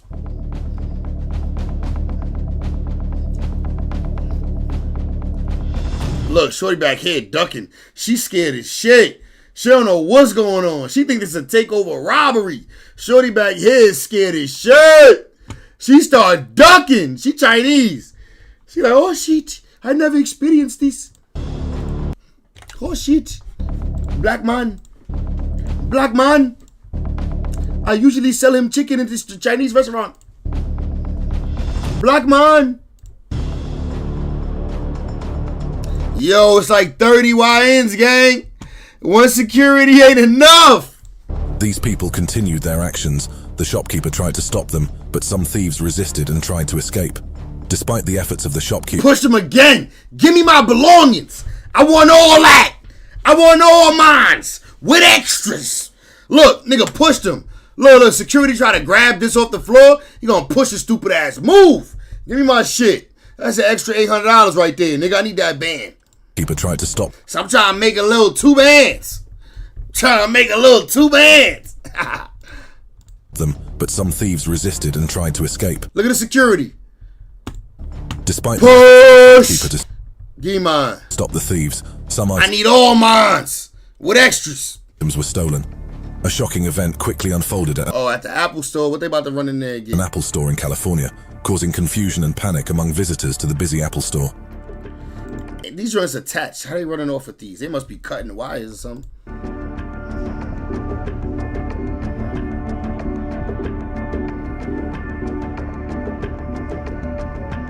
While the store was busy, a group of men quickly ran into the store.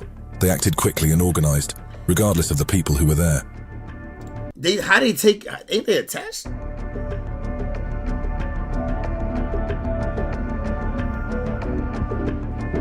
Oh, they break that easily? Wait, they break that easily? There. I thought them joints was attached good. That's not. Like, they attach, but they break off easily. He got 3 laptops. I watched Buddy right here. He got 3 laptops. Let's see how much. 3 MacBooks for him. Let's see how much the other one got. The store was busy. A group of men quickly ran into the store. Look, he got 1. They acted quickly and organized, regardless of the people who were there. That's 3 for Buddy. Buddy over here got 1 already, 2, 3, 4. 5! Oh shit, these niggas swept the whole table. Between him and him, they came up on like what, 8 MacBooks? Yeah, 8. They selling those for like $500 each. We don't condone this, but this is what happens. The moment was captured when the group of men continued the action, while the shopkeeper could only see and could not prevent their action. And after the action was successful, they ran away without regret. On a night in Detroit, they got up out of there too. We explore the slums full of nightlife.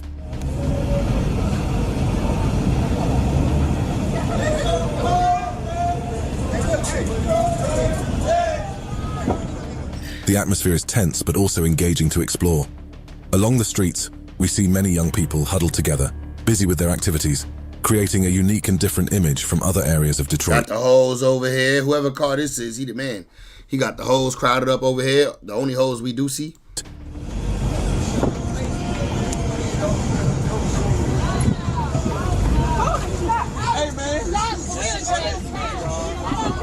Driving through the dark and seedy streets, we see young men gathered together, perhaps throwing shit at his car, looking for fun or to relax. However, there is an eerie atmosphere that emanates from the darkness and squalor of this area. In a Memphis gas station store, what should be a quiet night turns into chaos. An argument between 2 men takes center stage, bringing tension to the forefront. I'm good. That nigga ran off my shit, bro. I'm here doing business with you, man. Ran off in my car and tore my car up, man. Just tore my car up, bro. 2 men. He looks sweet, this one. That don't mean he can't fight, though. Are involved in an altercation, seen arguing with each other in a rising tone of voice. One of the men shouts angrily, trying to explain their problems. You ain't doing about this, bro. I'm just trying to tell you, you ain't doing about here, bro. He is not leaving, bro. He's not leaving. He's not. Unexpectedly, the angry man takes unexpected action against the other man, who is shirtless. Physical violence ensues, and people who see the scene are forced to intervene to separate and calm the two men so that the situation does not escalate. Instantly turned into a scene from an action movie. Damn, sheesh. The situation does not escalate further. On a sunny day at the Lakeside Mall in Benoni, the once tranquil everyday life was instantly turned into a scene from an action movie.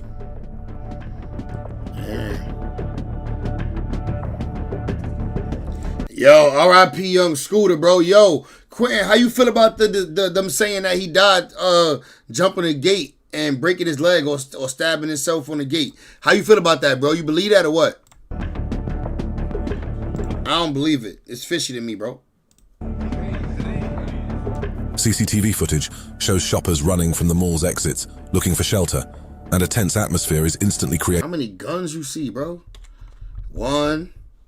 Shows shoppers running from the mall's exits, Two. looking for Two guns, 1, 2. shelter, and a tense atmosphere is Wait, 1, 2, 3. instantly created 3. around the mall. Something dangerous is about to happen. Oh God, what they carrying? What is that? Oh, they stole mad shit and put it in a sheet. That's smart. They stole. I mean, still dumb because what they doing, but they stole mad shit, threw it inside a sheet and dragged it. As the chaos continues, no one dares to get in the way of the confrontation. Bullets were scattered throughout the mall. Damn, I guess, they started shooting, that's why he left it. I believe, gang, I done hopped over mad fences. It's definitely possible, especially he was drunk and it's late night. Yeah, it's possible, man, but it's just like, damn. And they gonna hit Shorty with like some light ass charges. She should be getting hit with manslaughter at least, bro. I don't know why he ran though. He should have just took the L. Ain't have to run. Ain't have nothing on him for real. Yeah, he should have just took the L if he had a warrant or something. Like hindsight, but you know niggas be just nigging, bro. You know how we is, bro. Niggas be running. So you probably got a grip in the crib somewhere, something. You know what I mean? Threatening everyone who was there.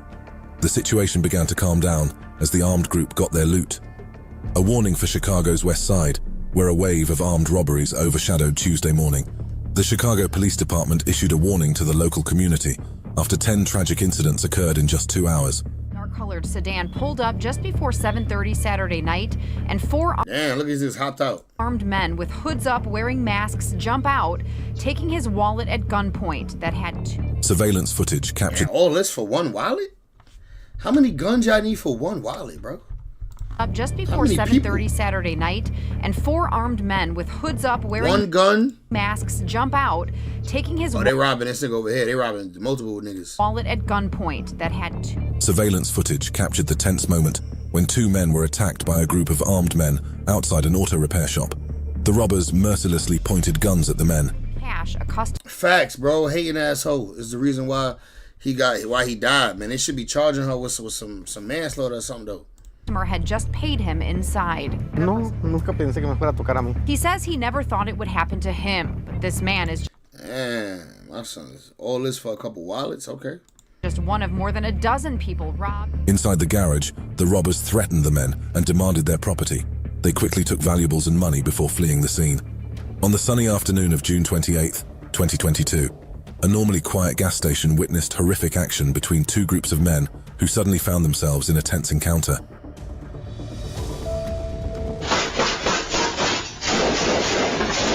Yo, I ain't even peep he had that with him. I ain't even peep he had that on him. Yo. Horrific action between 2 groups of... Look, bro. Son got out. He walking. We don't even see the ARP he got on him. Men who suddenly found themselves in... you see something, but now you ain't know exactly what it was. A tense encounter.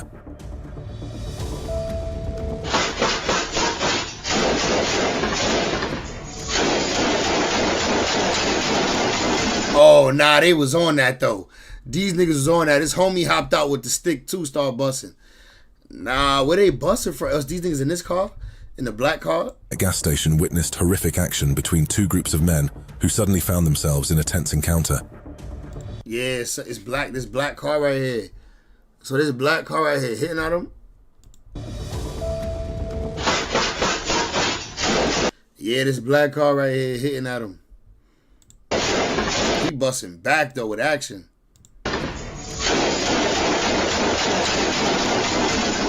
A man gets out of a... The way he ran back, he almost popped his homie. Look, he almost popped his homie. Look how close he is to his homie head. Look, his homie about to get out the car. He damn near about to pop his homie from this angle. Y'all can see this? That was almost some friendly fire right there. Nigga by accident. He's nervous shooting. Oh, that nigga ran. The nigga ran. Like he jumped out the car and ran. And he's still busting at him. Encounter. Nah, this is real. He started busting. He jumped out the other door and started running up one of his homies. Look, he tried to run. He on his ass though. A man gets out of a white sedan with a gun in his hand and walks toward the entrance of the store. However, his steps are stopped as something terrible is about to happen to him. They try to take his head off. They try to hit him in the head, bro. Look where the glass broke. Look where the glass broke, bro. They try to take his head off. Of the store. And that person could have got shot. The person that just walked in the store could have got hit because it broke right behind them. Look, or did it break this window? However, his steps are stopped. Look, they tried to hit him in the head. Look, to something terrible. You see that? It landed right there. They tried to hit him in the head. Is about to happen. Another one right there. They tried to hit him in the head. Shorty just walked through this door. Somebody just walked through this door. And walks toward the entrance of... Look, somebody just went through the door right before him. They could have got hit by that. The store. However, his steps are stopped as something terrible is about to happen to him. And then it gets even... Nah, it's up, but them niggas, he wasn't playing for real. The shooting was inevitable, making customers inside the store run outside to save themselves. Right. A tragedy has shaken the lives of a Stanislaus County... Oh, they was robbing a fool. That's what it is. They got a dude walking the plank right now. He walking to his crib, about to give up everything. Family. They are demanding justice after losing loved ones in a deadly home invasion in Ceres last September. I'm opening. Nah, you see this blick, bro? Nah, they walking up with some shit, gang. What's your name? This some Grand Theft, this some Call of Duty shit. What's your name? I'm opening. Some Black Ops. The new Black Ops, too. The home invasion occurred in the early morning hours in the 2600 block of Gondring Road. Surveillance footage shows the group pointing a gun at the victim, Christian Sanchez.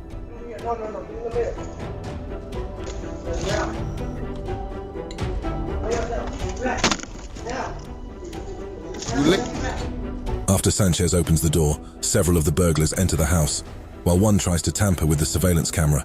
The scene is agitated, and the presence of a life-threatening weapon adds to the tension. A bank employee was doing his job on a sunny winter's day. Unsuspecting, he carries valuables inside the bank. When the bank employee opened the vehicle's back door, a tense scene ensued. A group of robbers who had been lurking in a nearby black car got out and pointed a gun at the bank employee. Yeah, they was waiting on that. They was parked up. They said, oh, we got one.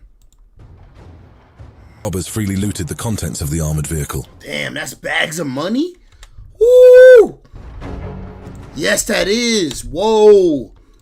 How much Robbers money who had is been lurking that? in a nearby black car got out and pointed a gun at the bank employee.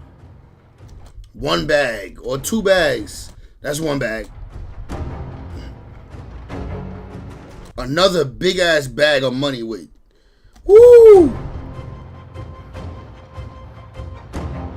The employee was helpless, and the robbers freely looted the contents of the armored vehicle. After robbing the contents of the vehicle, the robbers fled in their car, leaving chaos and fear at the scene. An unexpected event shakes up the afternoon atmosphere in a jewelry store.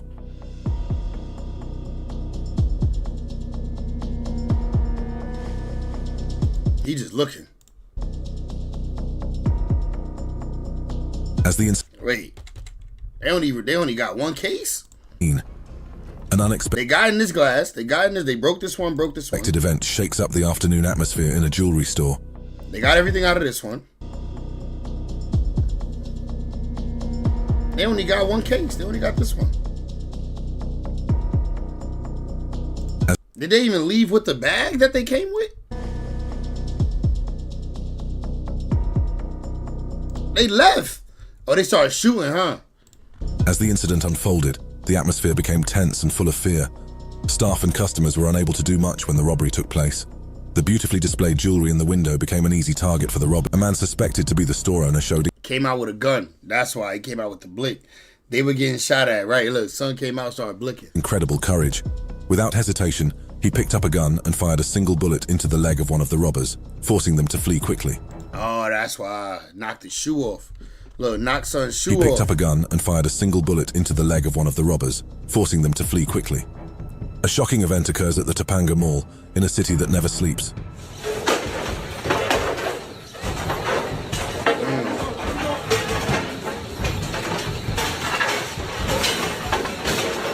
Niggas falling. Shocking scene as a mysterious group of people invade the mall. Police officers investigate earnestly, trying to uncover the common thread behind this series of events.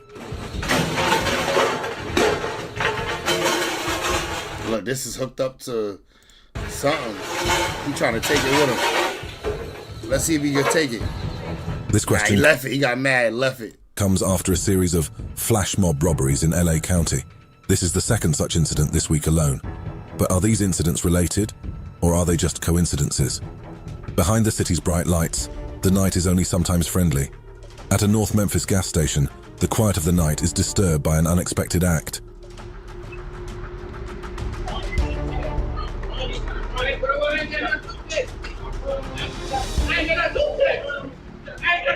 Under the dim lights, that nigga screaming. He see that nigga tucking. He see that nigga clutching. He like, oh, don't shoot me! Don't shoot me! Don't shoot me! Don't do it! Scared. Look at that nigga. He ain't trying to get his ass popped. I ain't got nothing to do with this! I ain't got nothing to do with this! Under the dim lights, a man is refueling his car. Unexpectedly, bad luck stalks him. A footstep approaches slowly. That nigga ain't playing. Nigga walked up hawking. A mysterious figure emerges from the shadows carrying evil intent. I ain't got nothing to do with that! Ah! Nigga is scared. He should be. The eyewitness who saw the incident could remain silent, not daring to fight back for his safety. Give me all your money. Give me all your money. Right now. Give me all your money. I ain't got no money. Give me everything in your pocket, cuz. Give me everything. Everything in your pocket, cuz. Everything. Right now. Give me everything. The silence of the night bears witness to a robbery. Fear enveloped the victim at gunpoint. Threat after threat was made, forcing the victim to hand over his valuables. Behind the bright lights of the city, you ain't that tough with a Glock in your face. The night is not always friendly. A store in North Houston witnesses a gripping incident that shatters the tranquility of the night. This video from a store in North Houston shows a clerk as he faces 4 robbers with guns aimed right at his... Under the... It's me and my vatos home. Me and my vatos home. My nana, man, my nana. My nana sent us out to the store and we gonna rob this beach. Dim lights, a shopkeeper is unaware of lurking danger. 4 men enter the store pretending to be shoppers, but moments later... Me and my vatos home. They carry evil intentions. Some cigarettes. The clerk was not hurt, thankfully. But if you know... We usually use machete, but today we use Glocky. Who these men are, call Crime Stoppers at 713-222-TIPS. The shopkeeper realizes something terrible will happen and is helpless against... Niggas got 5 guns out. Nah, these niggas, him and his vatos ain't playing. Everybody got a gun. 222 hurt. But moments everybody later, got a gun. Evil intentions. One. He got 2. Oh my God. Everybody got a gun and he got 2. Oh my God. We got 1, 2, 3, 4, 5 guns in this bitch. Only 4 niggas, 5 guns though. Aimed right. Double pistoled up. Under the dim lights, a shopkeeper is unaware of lurking danger. 4 men enter the store pretending to be shoppers, but moments later, they carry evil intentions. Nah, you gotta give it up, bro. This nigga got 2 guns, bro. This nigga got 2 bro. You gotta give it up. Just give it up. 1, 2, 3, 4, 5 guns. Just give it up. Some cigarettes. The clerk was not... And he got the chop. Hurt, thankfully. But if you know who these men are, call Crime Stoppers at 713-222-TIPS. He got the Glock right in his face. That's not even a Glock. They got a hammer. He got the blam right in his face. Yes. The shopkeeper realizes something terrible will happen and is helpless against the menacing robbers. Fear and panic envelop the situation. Investigations are now underway to identify the perpetrators. Police officers are working hard to gather evidence and hunt down these criminals. Behind the tranquil town of Shelbyville, a reckless act shook the quiet night. Trying to crack that ATM. two men have planned an epic crime spree at an automated teller machine. They work carefully together, carrying the tools that will be used to carry out this action. They are seen following their plan meticulously, making sure each step is done perfectly. Oh. He almost hit his homie. Look, nigga, so thirsty. He almost hit his homie. Look. Look. Look, the homie almost got hit. Your hand wasn't going to stop that if he ain't hit that brake. But the brake light is on, though. Using a car and a chain, the two men begin their action without hesitation, and it takes little time for the moment of their planned action to be accomplished. And look, you can see their plate right here. They didn't even take the plate off. Although they managed to get away with some money, the police are investigating to... Nah, they got it. Once you get to these joints, I used to load ATMs at the bank. Once you get to these joints... planned action to be accomplished. Although they managed to get away with some... once you get to those, some containers, that's what you stack the money in. Once you get to those, you got the money. The police are investigating to identify and arrest the perpetrators. A very daring incident was captured on the security camera footage of a gun store in Houston, Texas. Ooh, niggas wanted to come up on the blicks. Rob the gun store. This is how a lot of illegal guns end up on the streets. Niggas robbing gun stores.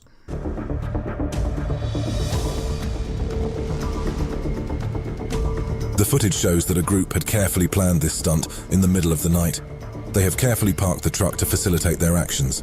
Several members of the group work together for this epic moment. Took the whole doors off that joint. Look at this. Oh, you need pickup trucks are strong, bro. Several members of the group work together for this epic moment. In there. They know what they want too. With the store looking deserted and without AR-15s. a single guard, the robbers were free to carry out their actions. The CCTV was the only silent witness to this incident, while no one else was... mad rifles. He just ran up out of there with mad rifles. ...out their actions. Come get these shotguns.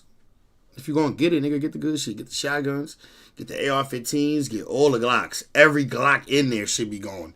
Every 1911 in there should be going. Every staccato, every high power, every, like, expensive gun is what y'all supposed to be taking. The CCTV was the only silent witness to this incident, while no one else was around.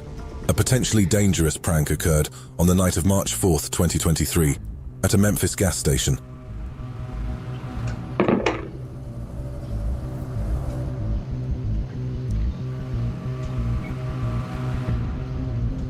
A man was cleaning the road at the gas station, not knowing that someone in a car was planning a dangerous prank.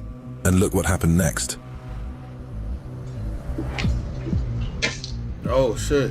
Next to a gas pump?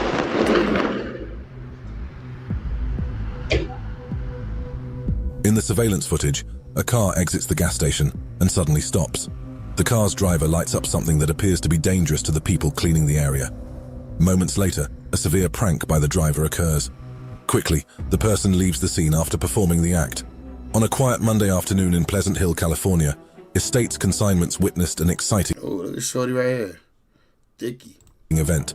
Here you see the woman walking out and stalling, trying to keep the security guard from shutting the door to let her friends in. But they force the door open and bum rush their way inside. Damn, he couldn't peep that? Well, he did peep it because he pushed out. Here you see the woman walking out and stalling, trying to keep the security guard from shutting the door to let her friends in. But they force the door open and bum rush their way Damn, just in time. A watch and jewelry store becomes the setting for suspense as a female shopper leaves the store, unaware of the threat lurking outside. The store owner becomes suspicious of her activities and senses that some... She act like she don't know. She act like she don't know why they pushing out. ...lurking outside. The store owner becomes suspicious of her activities and senses that something terrible is about to happen. After a worker screams, Marcoux makes his way to the jewelry section, as do the intruders. He got a blick, though. He got a baby blick, too. Is that a little 22? Screams. Marcoux makes his way to the jewelry section. Hey, man, even a little 22. And it's a single action. As do the... Look, it's a... Yo, this nigga pulled out a single action revolver. That's an old head right here. But even his single action revolver was enough to back them niggas down, though. After a worker screams. Look. Marcoux makes his way to the jewelry section. It's a single action, you could tell, or it's a revolver. It looked like a single because he had to cock it back. Or maybe he didn't have to, but he's just too weak to pull it without cocking it back. As do the intruders. But it backed him down, though. Marcoux then pulls out his gun. The group scatters out of the... However, in this tense incident, the shopkeeper showed courage and quick thinking. Without hesitation, he took drastic measures to protect his business. A security video shows a tense moment at an Yo, listen, old heads be having them revolvers, my nigga. Upscale clothing store in Queens. Over the weekend, this leave no evidence. Shocking incident rocked the Ridgewood neighborhood and highlighted New York's growing security concerns. Security video shows the robbers. The footage shows a group of people quickly entering the store. This scene creates an atmosphere of tension that feels real. For the next couple minutes, the robbers fill garbage bags with high-end jeans, sweatshirts, jackets, and more. They leave one rack almost completely empty. Police efforts to investigate similar cases have not made it clear whether the perpetrators were involved in other crimes around Queens and Brooklyn. The store shelves are almost empty within minutes, with many pairs of high-end jeans and jackets stolen. 2 patrol officers from the Ohio Police Department were driving quietly, carrying out their routine duties to keep the city safe. Suddenly, their eyes fell on a car traveling at high speed, raising suspicions. El Salvador. Okay, gotcha. All right, I'm not going to issue a citation or anything like that, all right? I'm just going to run your information. The officers chase the suspicious car, and eventually, the suspicious vehicle stops with several passengers inside. A routine check of the suspected driver and passengers was conducted. Okay.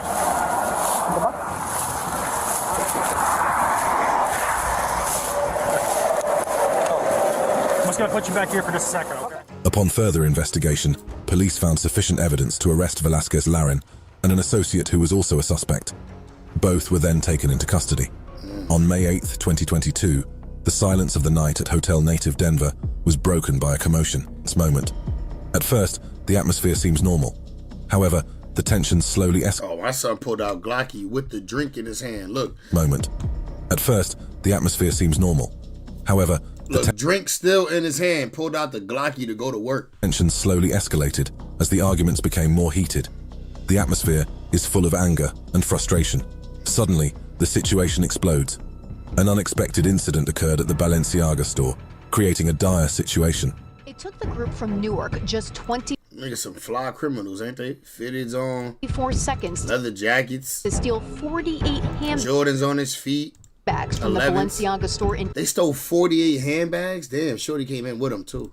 Just 24 seconds to steal 48 handbags from the Balenciaga store in East Hampton Village 2 weeks ago. When she went into the store... When the store was quiet, without expecting anything wrong to happen, 4 individuals entered the store as they appeared to be moving quickly and in an organized manner. The police responded quickly after the incident was reported. In Philadelphia, on September 26, 2023, a tense atmosphere is created in the vicinity of 607 Walnut Street as an Apple store becomes the scene of a horrific incident captured on videotape. Hey, on that. This fat little fatty just lost. Look at little fatty just running around. Look at little fatty McFat. Look, fatty McFat right here just lost. Just ran in here, don't know what she want to take. Look, no Tubby, too late.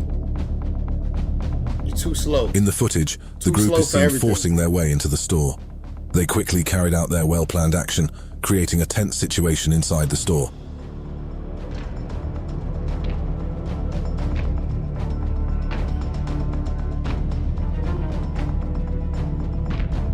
Nigga took the whole TV. Look, Fatty McFat. Philadelphia police are asking for help from the public to identify the looters. They are currently wanted by police, who are hunting down the suspects for investigation and arrest. As night fell, an unexpected event shattered the peace of a man who owned a car at an automated teller machine. Unexpectedly, that night became the beginning of the worst story he had ever experienced in his life. Says a gang member is now convicted of a carjacking back in 2016. The DA says 23-year-old Edward Springs carjacked a man at an... The security footage shows 2 men who have carefully planned their actions. Seeing an opportunity in a car driven by an older man, they quickly did the act without thinking. That's messed up. They hit the old head bad. His truck. They say the two took the truck to other And then they jumped online to show off they truck they stole. Cities where they carjacked another victim. Spring is set to be sentenced on September 26th. He faces 15 to 25. In a state of panic, the man is left in fear. Not long after, the perpetrators returned to rob him again. The police quickly identified them and arrested them as fugitives from justice. On a quiet night, a shocking incident occurred inside a car dealership in Kentucky.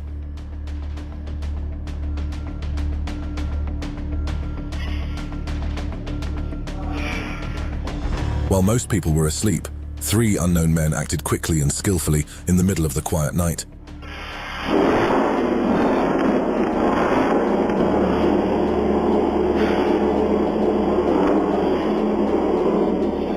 In security footage depicting a crime scene that unfolds in seconds, they move with speed and coordination, leaving the scene without a trace. One morning in Denver, an unexpected event occurred at a gas station store. 3 individuals entered the store with a clear purpose.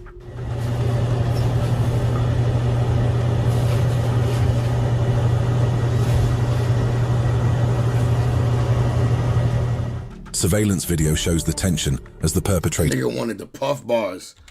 What's these, the puff bars? Yeah, those are the puff bars, the vape joints. Surveillance video shows the tension as the perpetrators spring into action. They quickly take what they want and threaten the clerks on duty. Man, that's crazy. Ooh, that was fire. I ain't gonna lie. You gotta watch another one of those. 30 times police officers mess with the wrong criminals. Out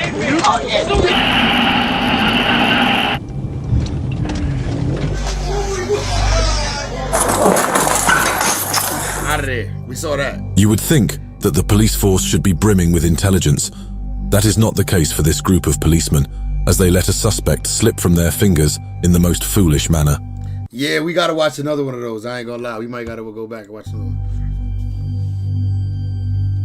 Let me use the bathroom real quick. I'll be right back. The policemen arrived at the house with the sole objective of apprehending a suspect.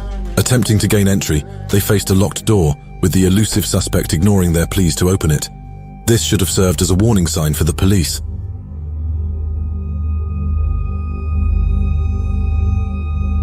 Finally, they break into the house, and what happens next questions the competence of the policemen. All of them go into the house, and in mere seconds, the suspect drops from the window just above them and escapes. Usually, you would expect some policemen to wait outside to prevent the suspect from escaping, but I guess policemen make mistakes too. If you've been around for some time, you probably know about parkour. It's when someone tries to go from point A to B as quickly as possible without touching the ground. It's pretty intense, right? Now, what if you try to dodge the NYC police using parkour moves?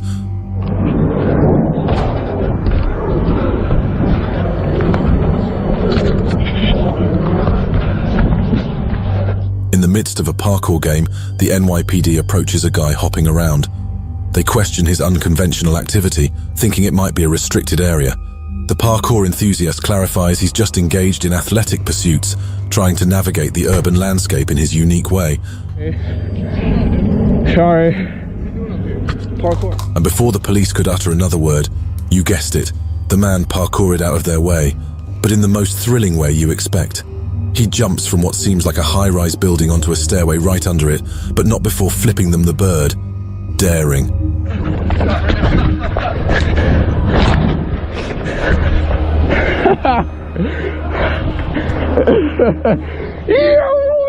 He blends into the NYC crowd, thrilled at his feat. Perhaps he had a stroke of luck, and this should not be tried again. One can't help but speculate on the nature of the man's alleged crime that prompted such a daring escape from the police in this way. Nah, this is crazy.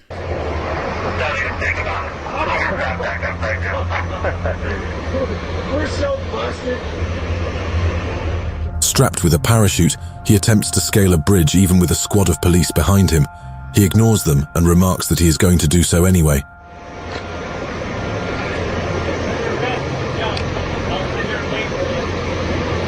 I'm under arrest anyways.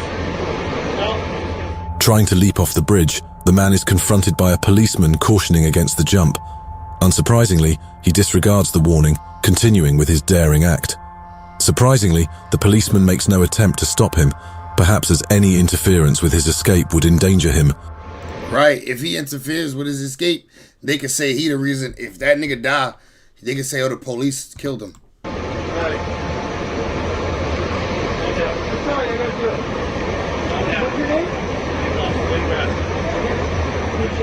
The police observe silently as he leaps off the bridge and safely reaches the shore. Curiously, they make no move to pursue him as he dashes away. Right. Quite intriguing. This officer was in for quite a chase when this teenager He out of there, bro. surprised them all.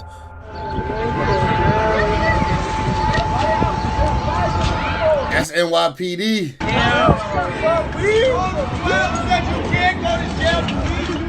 The video starts, surprisingly, with the teenager already detained by the officers for possession of marijuana. In a surprising turn of events, the initially hostile crowd vehemently opposes the officer for making the arrest. However, the unfolding events take an even more shocking turn, revealing an unexpected twist.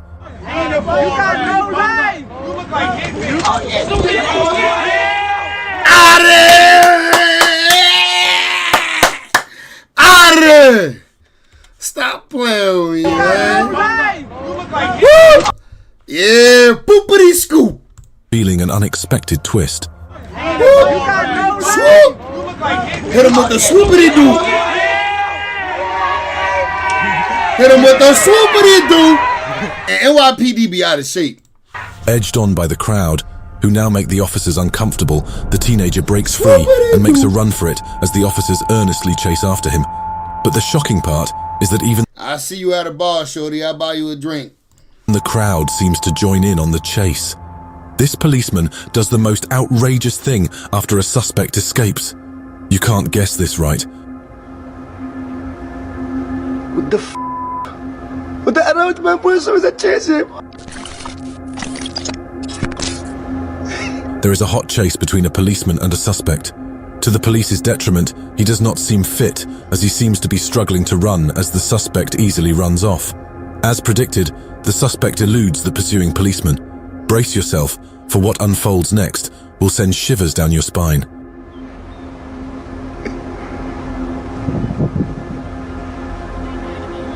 You gotta take a poop.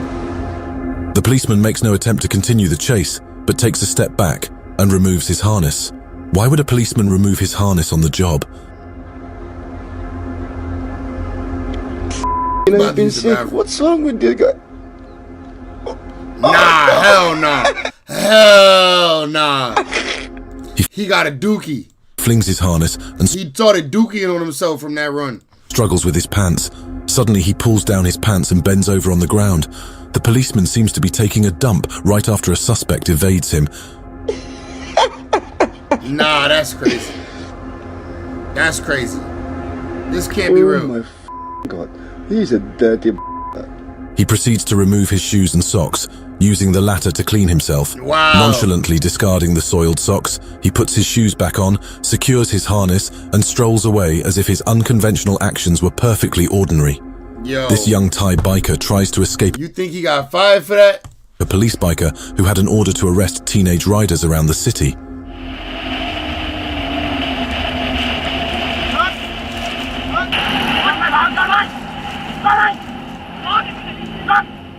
Brandishing a baton, the cracked policeman attempts to intimidate. He cracked and intimidate. That's more than intimidate. He cracked his ass. Brandishing a baton, the policeman attempts to intimidate the young boy. Despite the officer's efforts, the skilled boy adeptly maneuvers his bike, skillfully evading the pursuing police biker.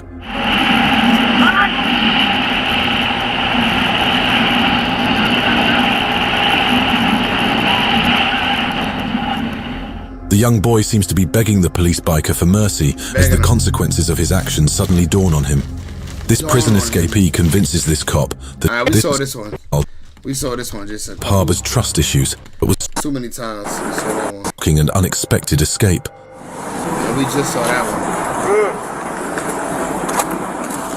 The officer calmly escorts the wheelchair-bound convict to the courthouse, dumbfounded with their jaw-dropping tactics. He retreats to the police van, leaving the elusive individual unaccounted for. Get ready for the ultimate switcheroo. This suspect pulls off a mind-bending escape, leaving the police dumbfounded with their jaw-dropping tactics. Roll down the window. What's up, bro? Waiting for my mom, sir. Okay, you're just parked illegally, that's it, alright? And you got dark window tint. No big deal. These policemen arrest this suspect, who is parked illegally. They inform him of his offence and urge him to turn off his engine. A flicker of emotion sets off in the suspect's expression as he fidgets and tells them he would rather park elsewhere. However, noticing his demeanour, the policemen insist he turn off his engine. Out of there, stop playing with it.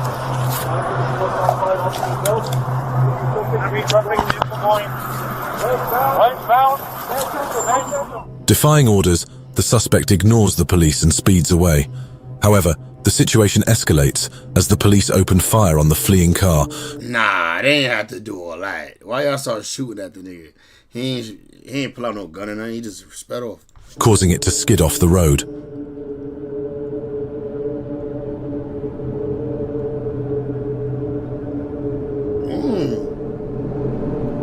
What are you doing, Changer? A surveillance camera captures the man walking into a boutique.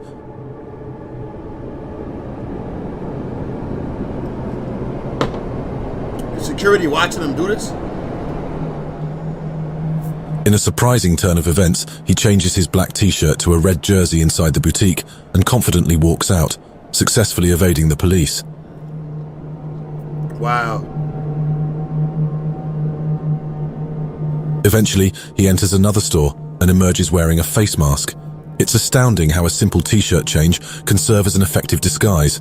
Not every day you witness a prisoner making that was smart. Such a smooth escape. But the security watched him do it and they ain't do nothing.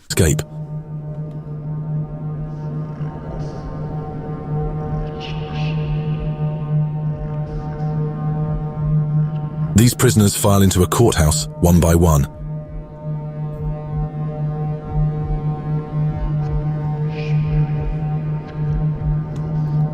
Quite slyly, she act like she didn't see this. One of the stealthy walks out of the courthouse and runs off into the street. The crazy part is that the prison guards do not seem to notice. I don't know how she didn't notice this. They carry on with their business as if nothing out of the ordinary had occurred. Perhaps they genuinely did not notice the prisoner. Escaping from prison seems remarkably easy in this instance. Nah, that's crazy. She was down with it. Daring escape attempt. This prisoner cannot be afraid of heights.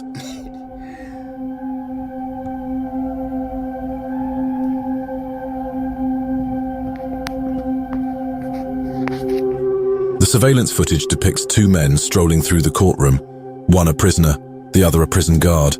Watching closely, there seems to be a disagreement between the two. The prisoner evades the guard, but the guard keeps pressing onto him, which is his job.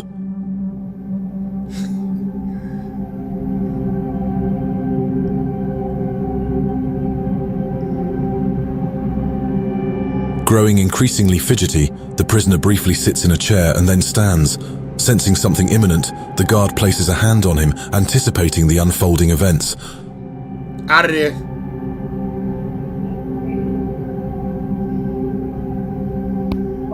Out of there. Suddenly, the prisoner brushes off the guard and jumps from the first floor of the High Court. In a few moments, the prisoner is seen running out of the building while the guard runs to seek help. This 17-year-old escapes custody.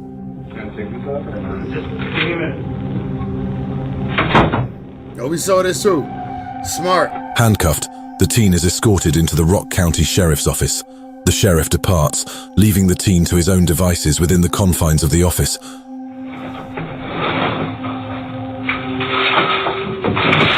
Without a pause, the teen, seemingly premeditated, bypasses the chair, heads directly to an open window, and takes a daring leap, even with his hands cuffed.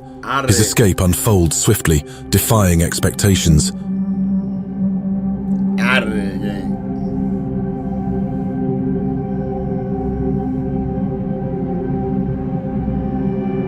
In the surveillance footage, the teen sprints into the streets.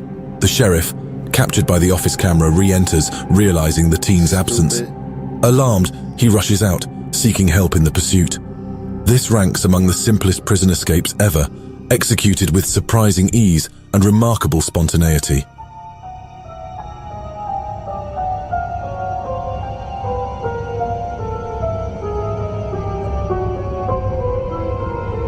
This police car pulls over at a drive-thru, and while the policeman is busy with his orders, the back door opens, How did he even get the back door open? revealing a handcuffed prisoner.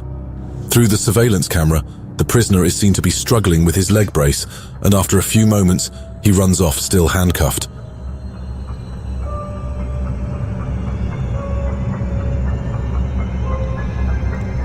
He out of there.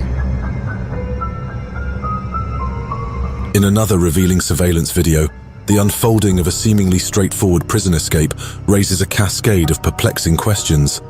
As the officer notices the escaped prisoner, he tries to open the door, but the close proximity to the diner building stupid. thwarts his attempt. Adjusting, he drives forward, but the delay proves fatal. The prisoner is long gone. Curiously, the prisoner was unshackled during transport, prompting a series of inquiries. How did the prisoner effortlessly open the door? Right, that's what I'm saying. Why did the officer make a pit stop for food during a critical prisoner transfer? Did the prisoner manipulate the leg brace before the car halted? The complexity of the escape scene sparks suspicions of a potential inside job, leaving a myriad of unanswered questions lingering in the aftermath. What do you do when you see a prisoner attempting to escape? Do you cheer the prisoner on or report to law enforcement? Well, these bystanders had an interesting reaction to witnessing an escape.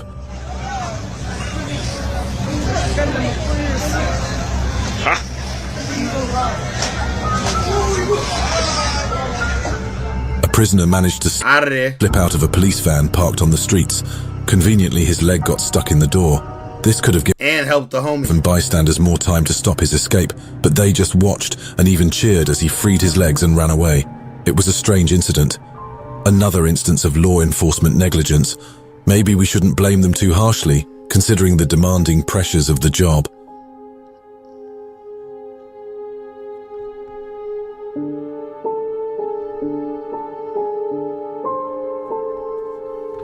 These policemen left the convict in the police car and casually walked off, leaving him alone and unguarded. Out of there.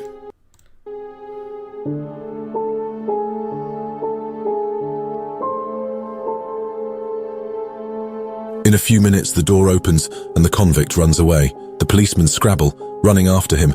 Luckily, later that day, they recaptured him. Oh, that was quick. Yo, he's slick. Captured him. Look at this. He act like he about to sit down. Look. Solid helping buddy. Look, he act like he about to sit down. Out of there. I hope he made it out of there too. Out the building. Yeah, he running fast too. Yeah, he out of there. This man tries to evade a heavily manned courthouse. Just after a policeman uncuffs his legs, he pretends he wants to get blood flow to his legs by standing up. Suddenly, he dashes off. The policeman goes right after his tail, but unluckily for him, he is apprehended before he goes off. Imagine the number of policemen around him. That's because he is a double murder suspect. Imagine being a double murder suspect and risking an escape like that. You might as well risk it. This is probably the most intense criminal evasion you have seen. Suspense and drama all mixed in a 1-minute clip, creating a gripping spectacle for onlookers and law enforcement alike. Ooh. This man is cornered by 2 police vehicles, but manages to squeeze his way out of their trap. It is a close call, as one police vehicle corners him further, but he escapes running away. By chance, he trips and falls, making him vulnerable and ready for recapture by the police. But as luck would have it, the policeman is too slow to seize the opportunity. Right. The suspense builds in this daring escape sequence.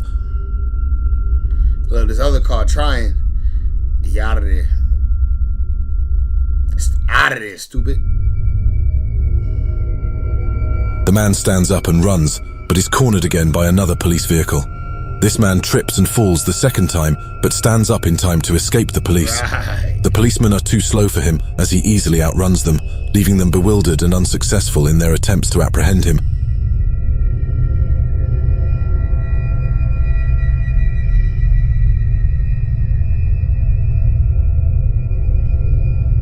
Another surveillance video shows him going through some stores leading onto another street before he finally disappears into a building. The luck on that man's side is enormous. He got away.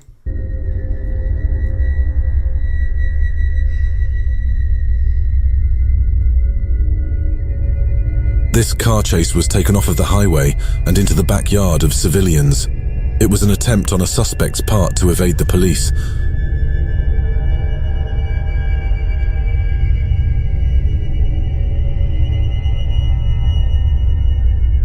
The chase has you on the edge of your seat as the police vehicle is so close to capturing the suspect. So close that the police vehicle nibs off the suspect's bumper. But even with a loose bumper, the chase still goes on, intensifying the gripping pursuit. Oh, you're gonna try to stop him this way. He busted you already. As he turns around, this suspect seems to know the ins and out of the neighborhood. There's no better place for a suspect to escape to than his neighborhood, utilizing every advantage he has. Hopped out. You better run too, nigga. You going to jail.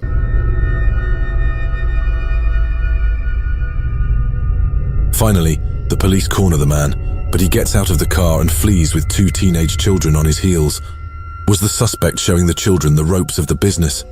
This suspect could be the only thing faster than light, eluding capture with astonishing speed and agility.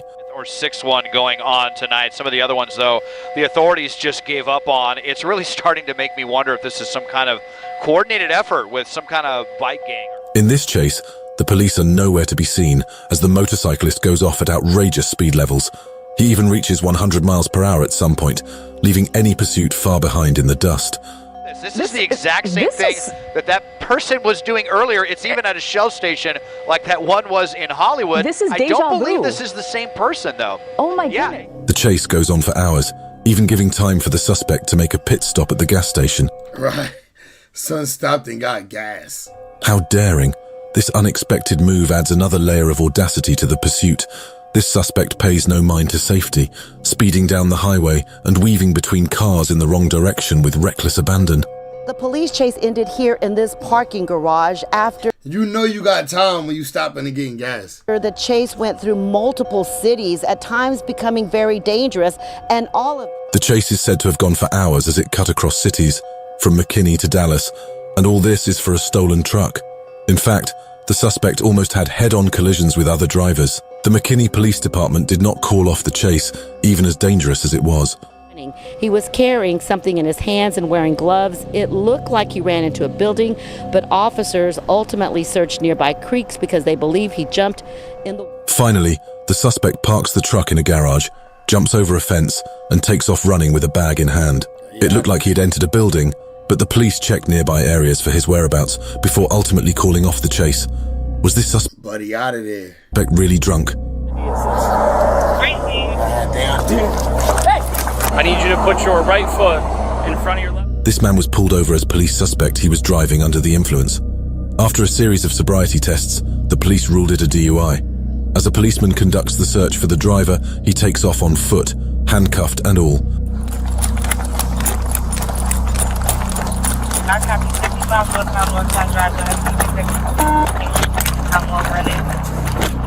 It is amazing how fast the suspect ran with a handcuff as he reached the end of the sound barrier. What happens next really determines if he was truly drunk. At the end of the sound barrier, he jumps off the interstate, a 60-foot drop. What? The search continues as the police comb the area. A 60-foot drop? The suspect must have been really drunk to risk that daring run and subsequent drop. The Las Vegas Police Department was in for a shock when a suspected murderer escaped in the craziest way imaginable. After a brazen escape. In this just-released video, watch as Alonzo Perez, left alone by North Las Vegas detectives in this interrogation room, twist and break... Left unattended in an He's smart. interrogation room, Alonzo Perez seizes the opportunity for an audacious escape.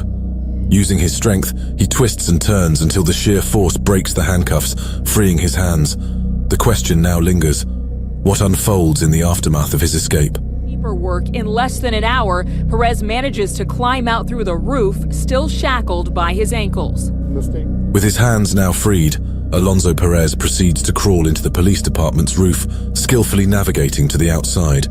The remarkable twist lies in his ability to How he get the ankle chain off? accomplish this without detection or causing any disturbance. Astonishingly, Alonzo successfully escapes the building on foot, despite the shackles still restraining his feet. How do you think this suspect went against the law? Oh, they was just shackled together, but not too tight that he can't run. A walk.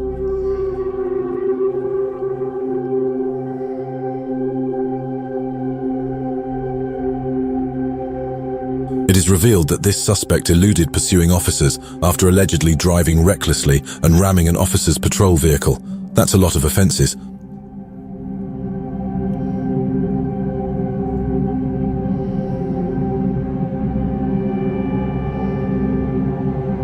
The Middleton Police Department in Ohio said the pursuit began when an officer witnessed the suspect allegedly firing shots out of his car window. According to police, the driver of the vehicle was identified as 26-year-old Maliak Davis. Police say they have a warrant for Davis's arrest for multiple felony charges. This dirt bike goes off the road to evade Arkansas State Police.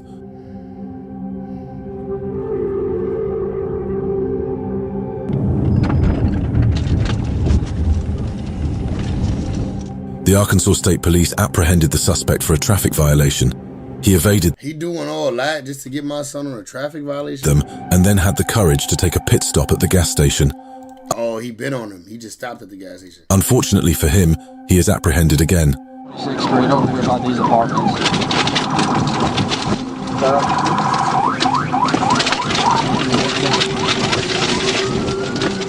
Fortunately for him, he knows how to work a dirt bike, so he is easily way ahead of the police. The chase continues until the suspect takes the chance and swerves off the road. Luckily, this isn't a highway chase, so few vehicles are on the road. The suspect is soon out of sight, and the police are forced to end the chase. Out of there, gone. This old Toyota Camry was built to last, proving its durability.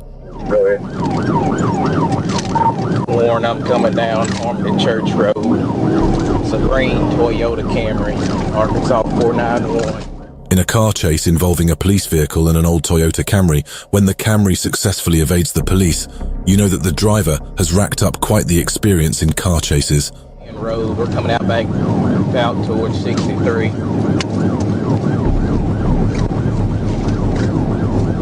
Toyotas is great cars. Engines be running forever. The suspect leads the police through a hunting trail, most likely ruining someone's afternoon deer hunt. This driver must be ripped out of a GTA 5 game as he lines in and out of turns, braking and accelerating at the right time, reading the terrain. There is no way the police will catch this one. This 2003 Acura was stopped by an officer for driving erratically. Acuras be running like Takes Two.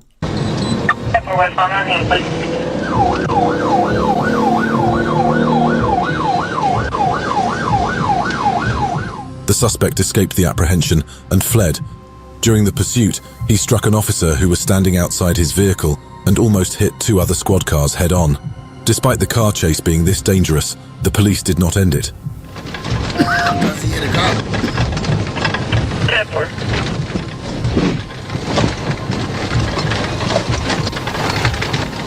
The suspect in return refused to stop and reportedly reached the speed of 100 miles per hour before exiting onto the interstate. After long minutes, he drove through the field and then through a fence back into the interstate. Finally, the police terminated the chase after losing sight of the vehicle. Good one, 2003 Acura. At the end of the day, you may find yourself rooting for this speed chase driver. High-speed chase. Now look at that. He made a turn back to the north on surface streets there, and will continue northbound as alongside the. This suspect takes a stolen Kia Soul on a good old car chase. This is unlike Not the Kia Soul. any car chase you have witnessed, as the driver makes a conscious effort not to cause any accidents or draw attention to himself. Right now in the Southwest Division of LAPD, but the unit's trying to get behind the car. A lot of homeless. Although it is late at night, his headlight is off, except for the moments where he needs to indicate his turns. People living right along that street, a very dangerous situation. Now back to the other side of the freeway, a left turn going westbound, and we'll see which way the car goes. We want to keep a wide shot. His driving skills are put to the test when he approaches a bridge. He swerves right under the bridge, losing the police. They scout the area in search of him, but of course he is nowhere to be found. It's hard to tell where he went, as he seemed to never come out of the other end of the bridge. I bet these policemen didn't expect to chase an athlete. This man for no reason. He said his name Deshaun, that man's name is not Deshaun. And he asking that man, do we want Out of there. Fast as hell. This is how I used to hop gates. That man's name is not Deshaun. And he asking that man, do he want? Oh? Out of there. These policemen apprehend a man, but the man pays no respect to them. He breaks free from their grip and jumps over a low fence. He then runs and jumps over another fence. What he did next was very unexpected. He flips over another fence and, as if showing off his athletic skills, he then flips over yet another fence, leaving everyone astonished by his agility. The police are left dumbfounded for moments, and it is too late to capture the man. What a show! You've seen a one-man car chase. That was a show. But have you seen a two-man? These two men lead the police into a dangerous high-speed car chase with multiple close calls. San Fernando Valley with multiple close calls. That SUV eventually pulling onto a side street. That's where someone got out and was quickly spotted by the airship overhead. The police chase an SUV, but suddenly the driver pulls onto a side street and gets out. Unfortunately for him, he was quickly spotted by an airship overhead, and officers swiftly pulled him onto the street and cuffed him. Pulling onto that street, and a few moments later, that man is proned out on the pavement being cuffed by officers. But what happened to the pursuit vehicle he emerged from? But to the dismay of the police, the SUV disappears while they cuff the man. How could an SUV roll out of a side street? Minutes later, that SUV is spotted again, and the pursuit is on again. This time, the driver pulls onto the Orange Line busway. That's where he suddenly stops and footbands. A few minutes later, the SUV is found, and the pursuit begins again. The driver pulls onto a bus lane, stops, and then footbails. He goes over a guardrail and makes his way to the LA River. And lights up the LA River. The man is seen running through the concrete channel, and then he runs right into a side channel. He must know what he's doing. And that takes him underground. The police airship overhead lights up the LA River, and the man is seen running through the concrete channel. Then he runs into a side channel, taking him underground and out of sight. Officers are there again, quick to arrive and make their way into the LA River, but they do not follow the man inside the channel. This daredevil motorcyclist leads police on a dangerous chase. Motorcycles without license plates are usually a call for attention, and the police would naturally pull over these riders.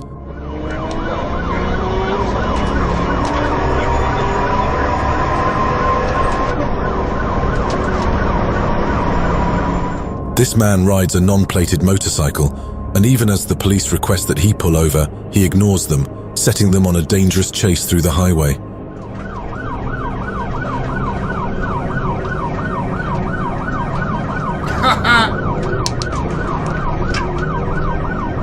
This chase happened in White Settlement, Dallas-Fort Worth, and the rider seems to know his way around the area as he goes through dizzy turns in an attempt to lose the police. These turns are easily dangerous, especially as they happen so suddenly, not to mention the fact that there are other cars on the highway, escalating the risk of collisions.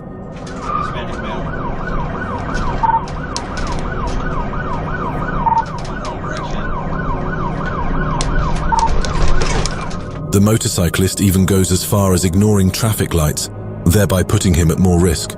But in the end, it pays off as he successfully evades the police. It worked. It worked. That's all that matter, right? Shit.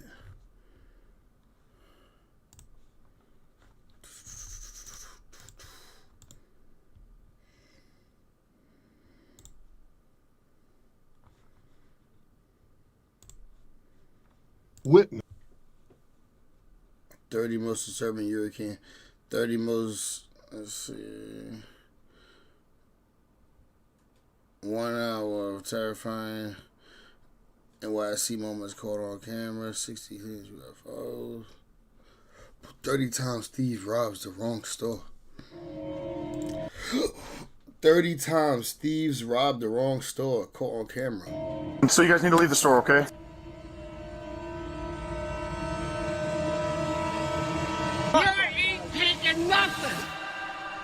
Some thieves escape, others get caught, but this guy, he got a reality check, delivered with a stick, casually loading up stolen goods. He moves like he owns the place. Ain't nothing you can do, man, until you call police. Ain't nothing you can do, man, until police come in. Hey, don't. But as he makes his way to the exit, the store owner has start beating his ass. Different idea. Yeah. We don't condone that. They start whooping his ass though. Store owner start whooping his ass. Goes terribly wrong. This thief storms into a pharmacy thinking he's in control.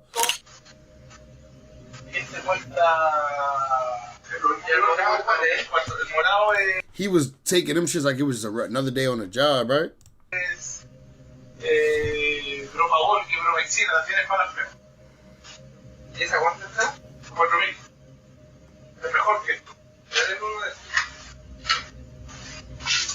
But within moments, bang!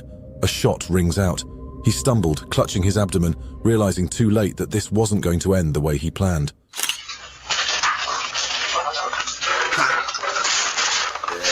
Store owner was not playing, nigga. He on that.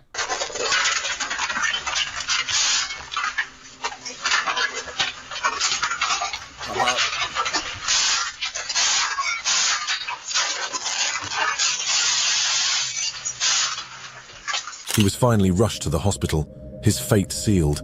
Instead of making a getaway, he's left facing the ultimate consequence of his own actions.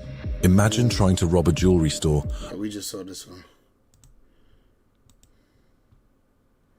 Moves.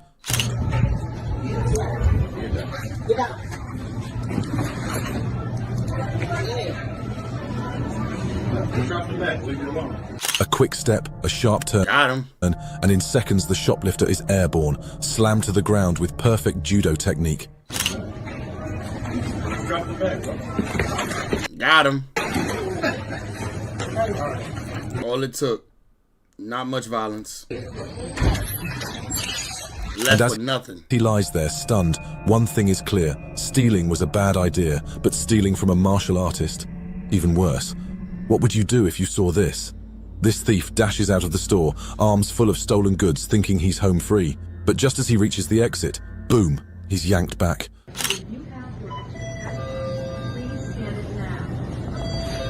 Well, you thought he was out of there. You gonna pay for that stuff there, buddy? Rush his ass. Call the cops. Call the cops. A customer who just happened to be leaving grabs him and locks Choking the nigga, in a tight chokehold. The shoplifter struggles, flails, but there's no way out. Relax. Very relaxed. Running off with stolen. What happens when two machete-wielding thieves think they have the upper hand, only to end up trapped like rats? Hey, give me your money, fam. Give me the old money. I don't want to die. Just give him some money, please. No. Give me your money. Give me your money, fam.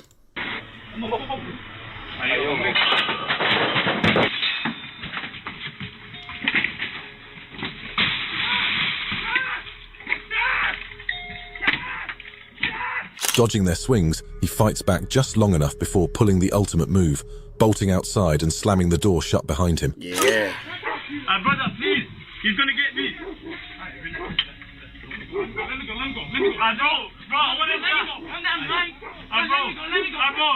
They don't give a damn. They know y'all together. He thought he could switch it up and be like, he's holding me hostage. Let me go.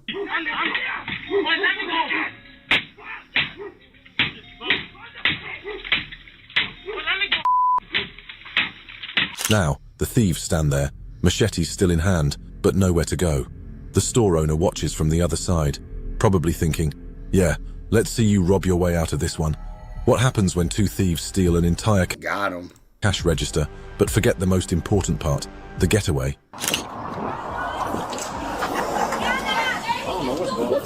Whoa! Hey, doing nothing. Whoa! Hey! Hey!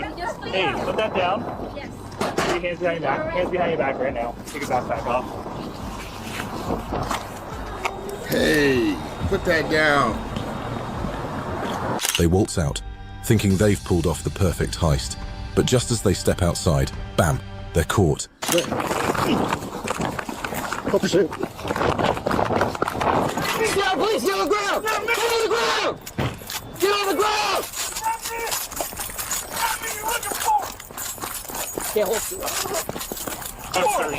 Get on the ground. He should have pulled his pants up. Should have pulled his pants up. Could have ran faster. There's nowhere to run, no excuses left. And within seconds, their so-called perfect plan turns into a humiliating takedown they won't forget. What happens when two shoplifters push the wrong store owner too far? This 73-year-old liquor store owner has dealt with thieves before, but these two, they just don't get the message.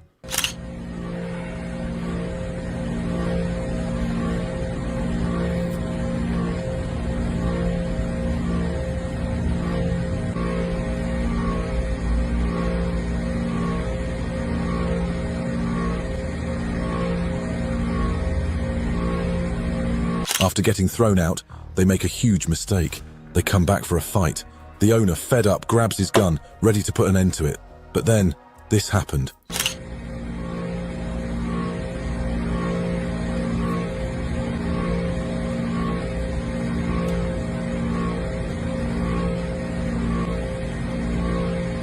Bro. Sliced him? He cut him or something? In the chaos of a wild swing, a shot goes off. And just like that, their reckless stunt turns into a nightmare they never saw coming. You know that moment when a store owner's had enough? This isn't the first theft, probably not even the 10th. So when this thief sneaks in, he has no idea what's coming.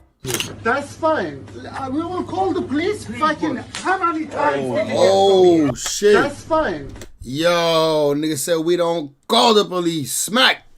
We will call the police fucking how many times? Oh, smack the shit out of him. Just 1 second. 1 minute. What you do that for? Nah, boss. Nah. Don't steal, cuz. Don't steal. Are you gonna come here? Before he can make a move, the owner snaps. No hesitation, no mercy. Are you gonna come here again? Look. You got 5 seconds. 5 minutes and 5, please. Are you gonna come here again? I promise. If I see again. By the time it's over, one thing is clear. Taught him a lesson.